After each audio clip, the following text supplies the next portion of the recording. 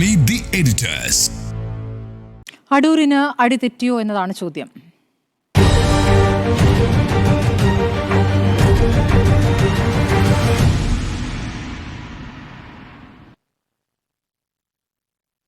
Jimmy James, അടൂരിൻ്റെ ഇന്നലത്തെ പ്രസംഗം, ഇന്നത്തെ വിശദീകരണം രണ്ടും കണ്ടിട്ട് എന്താണ് തോന്നുന്നത്? അദ്ദേഹത്തിന് അടിതെറ്റിയോ? അടൂർ ഗോപാലകൃഷ്ണൻ ഒരുപാട് കാര്യങ്ങൾ പറഞ്ഞു. അതിൽ പുഷ്പവതി എന്ന ഗായിക ആരാണ്, ചാലയിലെ തൊഴിലാളികൾക്ക് സിനിമാ തിയേറ്ററിൽ എന്താണ് കാര്യം മുതലായ പരാമർശങ്ങളിലേക്ക് ഞാൻ കടക്കുന്നില്ല. അത് വേറൊരു രീതിയിൽ മറുപടി പറയേണ്ട കാര്യമാണ്. പക്ഷേ അടൂർ ഗോപാലകൃഷ്ണൻ ഉന്നയിച്ച പ്രധാനപ്പെട്ട വിഷയം ദളിതരായ ആളുകൾക്കും സിനിമാ പ്രവർത്തകർക്കും സ്ത്രീകൾക്കും പണം കൊടുത്ത് സിനിമ എടുപ്പിക്കുകയല്ല വേണ്ടത്, അവരെ പഠിപ്പിക്കുകയാണ് വേണ്ടത് എന്നുള്ള ആ വാദത്തിൻ്റെ അടിസ്ഥാനത്തിൽ ഊന്നാനാണ് ഞാൻ ശ്രമിക്കുക. ഇതേ വാദം ഇന്ത്യയിൽ നമ്മൾ പലതവണ കേട്ടിട്ടുണ്ട്. ഏറ്റവും പ്രധാനപ്പെട്ടത് മണ്ഡൽ കമ്മീഷൻ കലാപം കത്തി നടക്കുമ്പോൾ 27% ജോലി സംവരണം OBC-കൾക്ക് കൊടുക്കണമെന്ന് പറയുമ്പോൾ, SC/ST-കൾക്ക് ദളിതർക്ക് ജോലി സംവരണം വേണമെന്ന് പറയുമ്പോൾ നമ്മൾ കേട്ടിട്ടുള്ള അതേ ആർഗ്യുമെൻ്റാണ്. പഠിപ്പിച്ചാൽ പോരെ, ജോലി എന്തിനാ? നല്ലപോലെ വിദ്യാഭ്യാസം കൊടുക്കൂ, ഏത് കോളേജിൽ വേണമെങ്കിലും കൊണ്ട് പഠിപ്പിക്കൂ, വേണമെങ്കിൽ പ്രത്യേകം കോളേജിൽ തുറക്കൂ, പക്ഷേ ആ ജോലി എന്ന് പറയുന്നത് മെറിറ്റിൻ്റെ അടിസ്ഥാനത്തിലായിരിക്കണം. നോക്കൂ, അടൂർ ഗോപാലകൃഷ്ണൻ പറഞ്ഞതിൽ നിന്ന് ഒരു 20 വർഷം പുറകോട്ട് പോയാലും ഒരു 40 വർഷം പുറകോട്ട് പോയാലും നിങ്ങൾക്ക് ഒരൊറ്റ ആർഗ്യുമെൻറ്റ് കാണാൻ പറ്റും. ഇന്ത്യയിലെ ജാതി ചിന്തകർക്കും ഇന്ത്യയിലെ മെറിറ്റ് ഇൻ സിംഗിൾ കോഴ്സ് വാദിക്കുന്നവർക്കും അന്നും ഇന്നും ഒരേ ആർഗ്യുമെൻ്റാണ്. അന്ന് എന്താണ് മണ്ഡൽ കമ്മീഷൻ വിവാദം കത്തി നിന്നപ്പോൾ തിരിച്ച് തെളിവ് സഹിതം ആളുകൾ കൊടുത്ത മറുപടി, അതിനു മുമ്പും കൊടുത്ത മറുപടി, ശരി നിങ്ങൾ വിദ്യാഭ്യാസം കൊടുക്കുന്നു, കുറേ കാലമായി വിദ്യാഭ്യാസം കൊടുക്കുന്നു, പക്ഷേ ഉന്നത ജോലികളിൽ എത്ര ദളിതനെത്തിയിട്ടുണ്ട്, എത്ര OBC-കൾ എത്തിയിട്ടുണ്ട്, അതിൻ്റെ കണക്ക് വെച്ചാണ് തിരിച്ചെതിരിട്ടത്. അതേ വാദം തിരിച്ച് ഞാൻ അടൂർ ഗോപാലകൃഷ്ണനോട് ചോദിക്കുകയാണ്. നിങ്ങളിങ്ങനെ വിദ്യാഭ്യാസം കൊടുത്ത് കുറേ കാലമായി ഫിലിം സ്കൂളുകളും എല്ലാം ഉണ്ടല്ലോ, അവിടെയും ഈ സംവരണമൊക്കെ ഉണ്ടല്ലോ, എന്നിട്ട് എത്ര ദളിതനുണ്ട്, എത്ര OBC വിഭാഗക്കാരുണ്ട്? അപ്പോൾ ജാതിക്കൊരു പ്രശ്നമുണ്ട് എന്നുള്ളത് ഇന്ത്യ തിരിച്ചറിഞ്ഞതുകൊണ്ടാണ് ജോലി സംവരണം എന്നുള്ളൊരു കാര്യം പറഞ്ഞത്. ഇവിടെ അടൂർ ഗോപാലകൃഷ്ണൻ പച്ചയ്ക്ക് പറഞ്ഞത് വിദ്യാഭ്യാസം കൊടുക്കണം, ജോലിക്ക് സംവരണം പാടില്ല എന്ന പഴയ ആർഗ്യുമെൻറ്റിൻ്റെ പുതിയ ഒരു വേർഷനാണ്. ട്രെയിനിങ് മതി എന്ന് വെച്ചാൽ വിദ്യാഭ്യാസം മതി എന്നുള്ളതാണ് ഈ പറയുന്നത്. അടൂർ ഗോപാലകൃഷ്ണൻ പറഞ്ഞത് വ്യക്തമായ ജാതി ചിന്തയാണ്, സവർണ ജാതി ചിന്തയാണ് എന്നുള്ളതിൻ്റെ അടിസ്ഥാനം പഴയ വാദം അദ്ദേഹം പുതിയൊരു രീതിയിൽ ഒരുപക്ഷേ അടൂർ ഗോപാലകൃഷ്ണൻ അറിഞ്ഞിട്ട് പോലും ഉണ്ടോ എന്ന് എനിക്കറിയില്ല, ചിലപ്പോൾ അറിഞ്ഞിട്ട് തന്നെ ആയിരിക്കും അദ്ദേഹം ഇങ്ങനെ പറഞ്ഞിട്ടുള്ളത്. പക്ഷേ ഏതെങ്കിലും വഴിയെ പോകുന്ന ആർക്കെങ്കിലും ജോലി കൊടുക്കുന്നു എന്നുള്ള പഴയ വാദമുണ്ടല്ലോ, അന്ന് നമ്മളെന്താണ് തിരിച്ചു പറഞ്ഞത്? ഇവിടുത്തെ പ്രബുദ്ധരായ ജനത തിരിച്ചു പറഞ്ഞത് വിദ്യാഭ്യാസ യോഗ്യതയുള്ള ആളുകൾക്കാണ് ജോലി സംവരണം കൊടുക്കുക എന്ന് നിങ്ങൾ മനസ്സിലാക്കണമെന്നാണ് തിരിച്ചു മറുപടി പറഞ്ഞത്. അതുപോലെ തന്നെ KSFDC-യുടെ ഈ പദ്ധതി തുടങ്ങിയിട്ട് 5 വർഷമാകുന്നു. 5 വർഷമായി സ്ത്രീകൾക്ക്, 2 വർഷമായി ദളിതരായ ആളുകൾക്ക്, ഓരോ വിഭാഗത്തിൽ നിന്നും 2 പേർക്ക് വീതം 4 പേർക്ക്. അതിൻ്റെ സെലക്ഷൻ പ്രോസസ്സ് അടൂർ ഗോപാലകൃഷ്ണൻ പറയുന്നത് പോലെ ആർക്കെങ്കിലും കൊടുക്കലല്ല, അതിവിശദമായൊരു പ്രോസസ്സാണെന്ന് പെട്ടെന്ന് ചുരുക്കി പറയാം. ആദ്യം ആർക്കും സിനോപ്സിസ്, അതായത് കഥാസംഗ്രഹം ആർക്കും കൊടുക്കാം.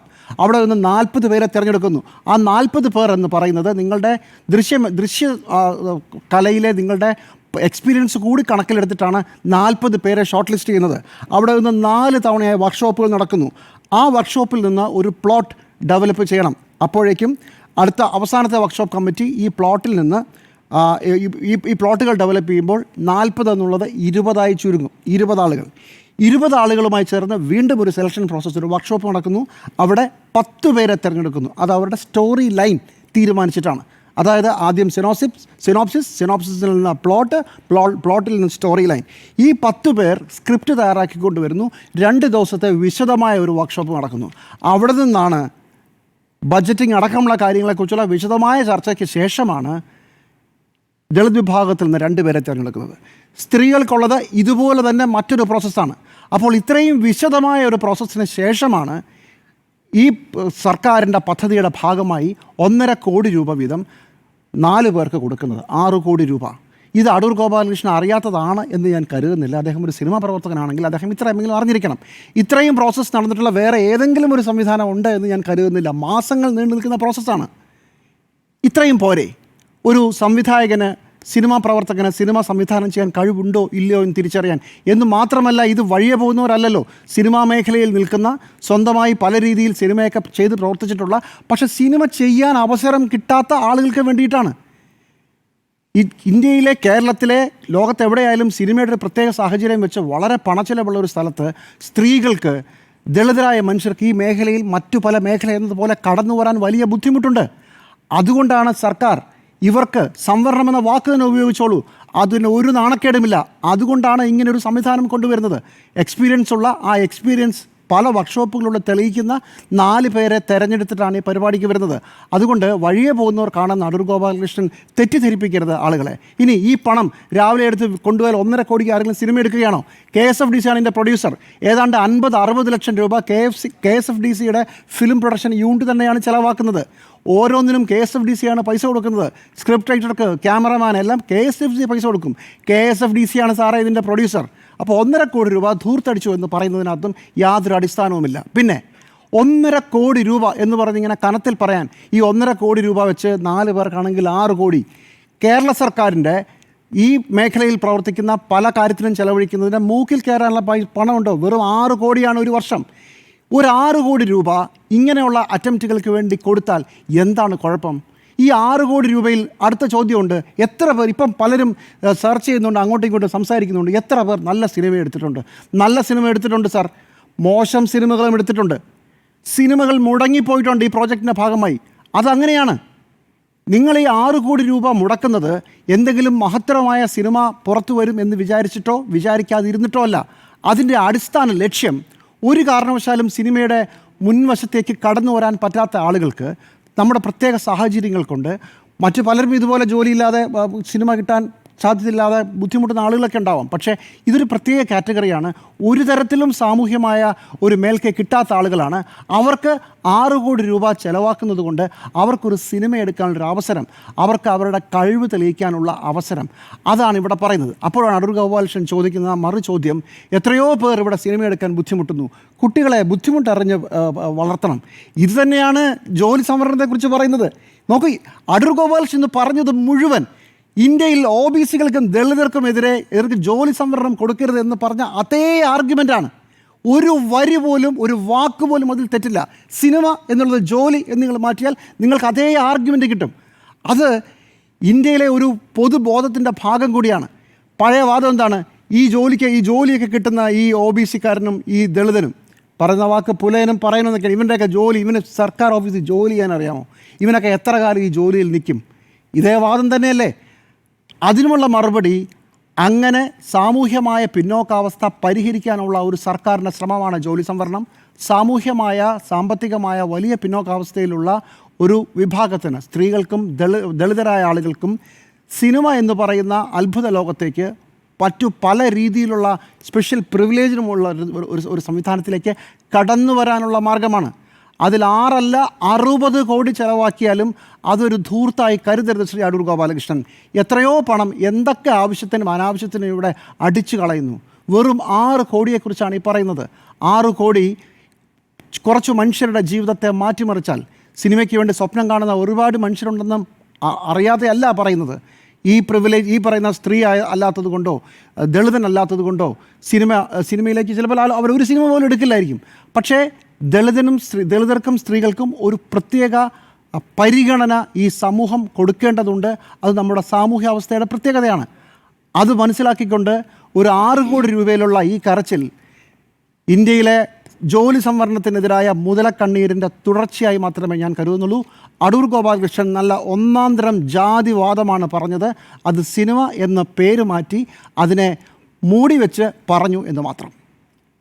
അടൂരിന് അടിതെറ്റിയോ എന്ന ചോദ്യത്തിന് അടൂരിന് അടിതെറ്റി എന്നുള്ളതാണ് അഭിപ്രായം. അദ്ദേഹത്തിന് ജനാധിപത്യപരമായി അല്ലെങ്കിൽ രാഷ്ട്രീയ ശരിയോടെ സംസാരിക്കാൻ, പെരുമാറാൻ ഒരു ഇൻറ്റൻസീവ് ട്രെയിനിങ് കൊടുക്കുന്നത് നന്നായിരിക്കുമെന്നാണ് തോന്നുന്നത്. അദ്ദേഹം ഈ ഇൻറ്റൻസീവ് ട്രെയിനിങ് എന്ന വാക്കാണ് സ്ത്രീകൾക്കും SC/ST വിഭാഗത്തിനും നൽകണമെന്ന് അദ്ദേഹം ആവശ്യപ്പെട്ടു. അദ്ദേഹം പറഞ്ഞത് 3 മാസത്തെ കാലയളവാണല്ലോ.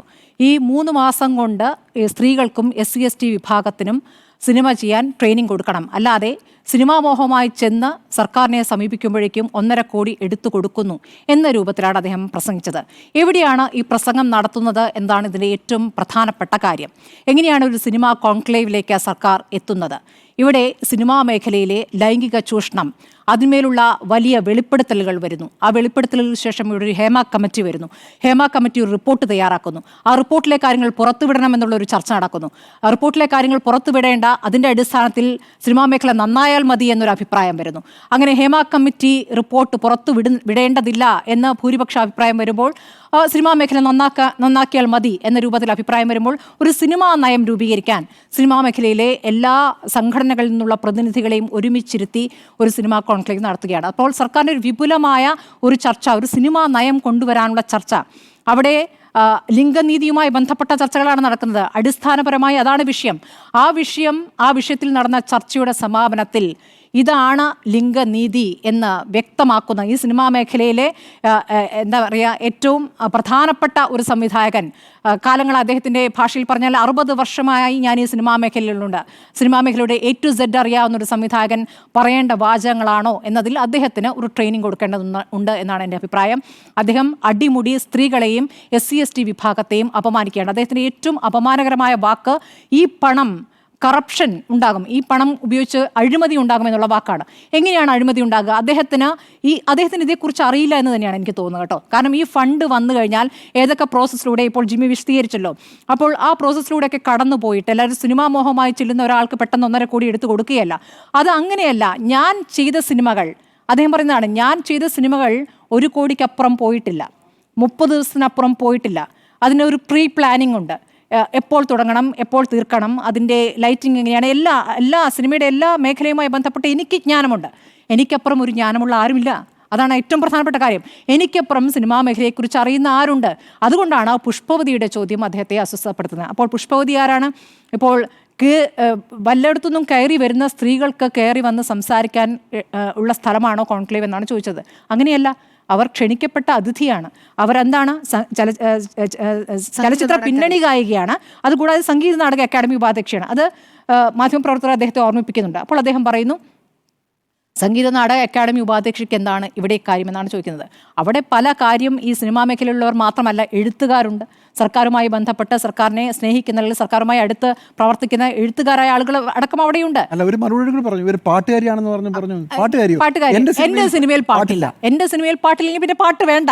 എന്റെ സിനിമയാണ് ആത്യന്തികമായി അവസാന വാക്ക്, അതിലപ്പുറം ആരും മിണ്ടാൻ പാടില്ല. ഇതാണ് അദ്ദേഹം പറഞ്ഞു വയ്ക്കുന്നത്. അദ്ദേഹത്തിന്റെ ചെമ്പ് നേരത്തെ തന്നെ തെളിഞ്ഞിട്ടുള്ളതാണ്. ഇതിനു മുൻപ് നമുക്ക് ഓർക്കണം, അദ്ദേഹം അവസാന സിനിമ എടുത്തത് 12 വർഷങ്ങൾക്ക് മുമ്പാണ്. ആ 12 വർഷങ്ങൾക്ക് മുമ്പത്തെ ഈ സിനിമയിൽ പണം ചെലവാക്കുന്ന കണക്ക് അങ്ങ് ഒന്ന് വിശദീകരിക്കണം. 1.5 കോടി എന്നുള്ള അധിക ചെലവാണ്. 50 ലക്ഷത്തിന് സിനിമ എടുത്തോളാം. അത് പെണ്ണുങ്ങളും SC/ST-കാരും ആകുമ്പോൾ 50 ലക്ഷത്തിൽ തീർത്തോളാം, അല്ലെങ്കിൽ പറ്റില്ല. അപ്പോൾ അല്ലെങ്കിൽ അത് അധിക ചെലവാണ്, അല്ലെങ്കിൽ അവർ അത് അഴിമതി കാണിക്കും. അതാണല്ലോ അദ്ദേഹം പറയുന്നത്. അപ്പോൾ അദ്ദേഹം 12 വർഷങ്ങൾക്ക് മുമ്പ് എടുത്തിരിക്കുന്ന ഒരു സിനിമ, അതാണ് പിന്നെയും എന്ന സിനിമ. അത് ഈ നടിയെ ആക്രമിച്ച കേസിലെ 8ാം പ്രതി നായകൻ, 8ാം പ്രതി നിർമ്മാതാവ്. ആയിക്കോട്ടെ, അദ്ദേഹത്തിൻ്റെ ഇഷ്ടം, അദ്ദേഹം അഭിനയിപ്പിക്കുന്നു, അദ്ദേഹം നിർമ്മാതാവാക്കുന്നു, കുഴപ്പമില്ല. പക്ഷെ അദ്ദേഹം അതിനുശേഷം ഒരു പ്രതികരണം നടത്തുകയും കൂടി ചെയ്തു. അന്ന് നടിയെ ആക്രമിച്ച കേസുണ്ടോ? പിന്നെ അതിനുശേഷം അദ്ദേഹം പ്രതികരിക്കുകയും ചെയ്തു. അത് ഈ സിനിമയുമായി ബന്ധപ്പെട്ട് അദ്ദേഹം പ്രതികരിച്ചു. ഞാൻ ആ സിനിമ ആ സിനിമ എടുക്കുമ്പോൾ നല്ല, അതിനുശേഷം അദ്ദേഹം പ്രതികരിച്ച കാര്യം ഇതാണ്, ദിലീപ് അങ്ങനെ ചെയ്യുമെന്ന് ഞാൻ കരുതുന്നില്ല, അങ്ങനെ ചെയ്യില്ല എന്ന് അദ്ദേഹം ഉറപ്പിച്ച് പറയുകയാണ്. ഒരു കേസ് വരുമ്പോൾ അങ്ങനെയാണോ പ്രതികരിക്കുക എന്നൊരു വിഷയമുണ്ട്. കേസ് വന്നു കഴിഞ്ഞ ശേഷം അദ്ദേഹത്തിന് അഭിപ്രായം പറയുന്നത് ദിലീപ് അങ്ങനെ ചെയ്യില്ല എന്ന വാക്ക് അദ്ദേഹം പ്രയോഗിച്ചു. ശരി, അത് അവിടെ നിൽക്കുന്നു. പിന്നെയുണ്ടല്ലോ KR നാരായണൻ ഇൻസ്റ്റിറ്റ്യൂട്ട്. ആ ഇൻസ്റ്റിറ്റ്യൂട്ടുമായി ബന്ധപ്പെട്ട വിവാദം നമ്മൾ കുറേ ദിവസം ഇവിടെ ചർച്ച ചെയ്താണ്. അന്ന് അദ്ദേഹം അവിടെ ഈ ബാത്റൂം കഴുകേണ്ടി വന്ന തൊഴിലാളികളുടെ പ്രതികരണത്തെ അഭിനയിച്ച് കാണിച്ചു, കരഞ്ഞുകൊണ്ട്. കള്ളക്കൂട്ടങ്ങളാണെന്ന് അദ്ദേഹം പറയുന്നുണ്ട്. അപ്പോൾ അദ്ദേഹത്തിൻ്റെ മനോനില എന്താണ് എന്നുള്ള കാര്യം നമുക്ക് ഏതാണ്ട് വ്യക്തമായതാണ്. അപ്പോൾ ഈ കാര്യം അദ്ദേഹം ഈ ഒരു പൊതുമണ്ഡലത്തിൽ പറയാമോ എന്നതിലാണ് അദ്ദേഹത്തിന് ട്രെയിനിങ് വേണ്ടത്. അദ്ദേഹത്തിൻ്റെ സവർണ മനോഭാവം പുറത്തു വരാതിരിക്കാൻ അദ്ദേഹത്തിന് നല്ല ക്ലേശമായിരിക്കുമെങ്കിൽ അദ്ദേഹം മിണ്ടാതിരിക്കുകയാണ് വേണ്ടത്. സിനിമാ മേഖലയിലെ മുഴുവൻ കാര്യങ്ങളും അറിയാമെന്ന് പറയും. ഇന്നിപ്പോൾ എവിടെയൊക്കെയാണ് പ്രതിഷേധമുണ്ടായത്? ചാല മാർക്കറ്റിൽ നിന്നുള്ള തൊഴിലാളികൾ പ്രതിഷേധിക്കുന്നു. എല്ലാവർക്കും അഭിമാനമില്ലേ? ഈ ഫിലിം ഫെസ്റ്റുകളിൽ സിനിമ കാണുമ്പോൾ അതിൽ അത്യാവശ്യം ലൈംഗികത കൂടുതലുള്ള സിനിമകളുണ്ടെങ്കിൽ അത് കാണാൻ മാർക്കറ്റിൽ നിന്നവർ ഓടി വരികയാണ്. അവരെ തള്ളി മാറ്റേണ്ടി വന്നു. അപ്പോൾ ചാല മാർക്കറ്റിൽ ഉള്ള ആളുകളാണെന്ന് ഉറപ്പുണ്ടോ എന്ന് മാധ്യമപ്രവർത്തകർ ചോദിക്കുമ്പോൾ അന്ന് അങ്ങനെയാണ് പറഞ്ഞു കേട്ടത്.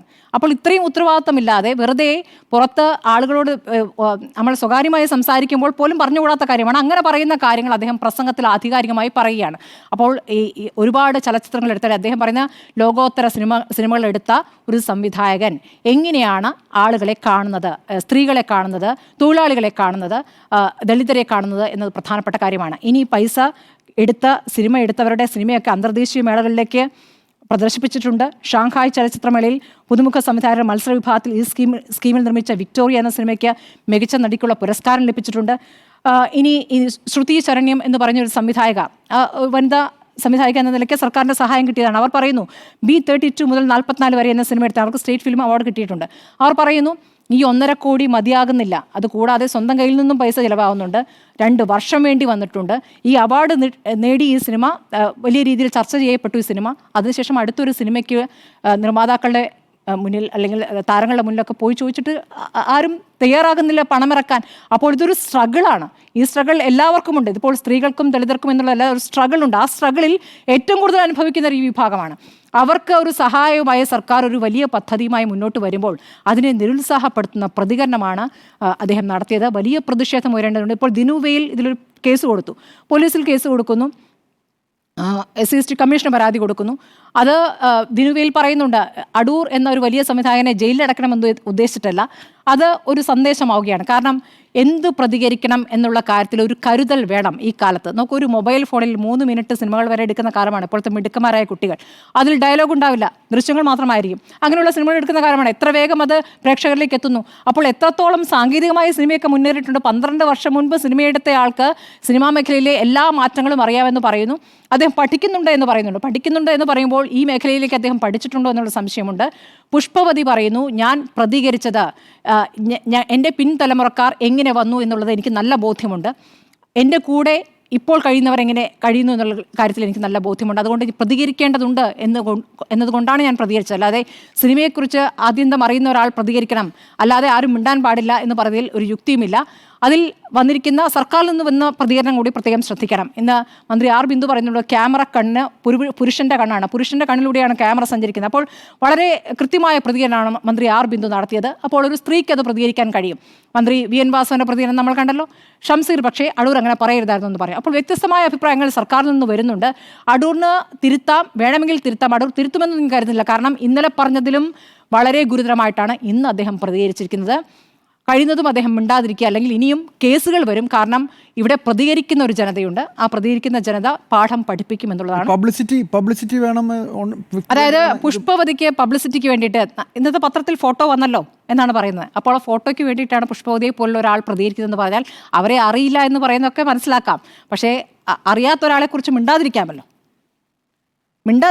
അത് ചെയ്യാതെ വീണ്ടും വീണ്ടും അപമാനിക്കുന്നു, ചന്തയിലേക്ക് എന്ന പോലെ വരുന്നു എന്നാണ് അദ്ദേഹം പിന്നീട് ഇന്ന് വിശദീകരിക്കുമ്പോൾ അത് പറയുന്നത്.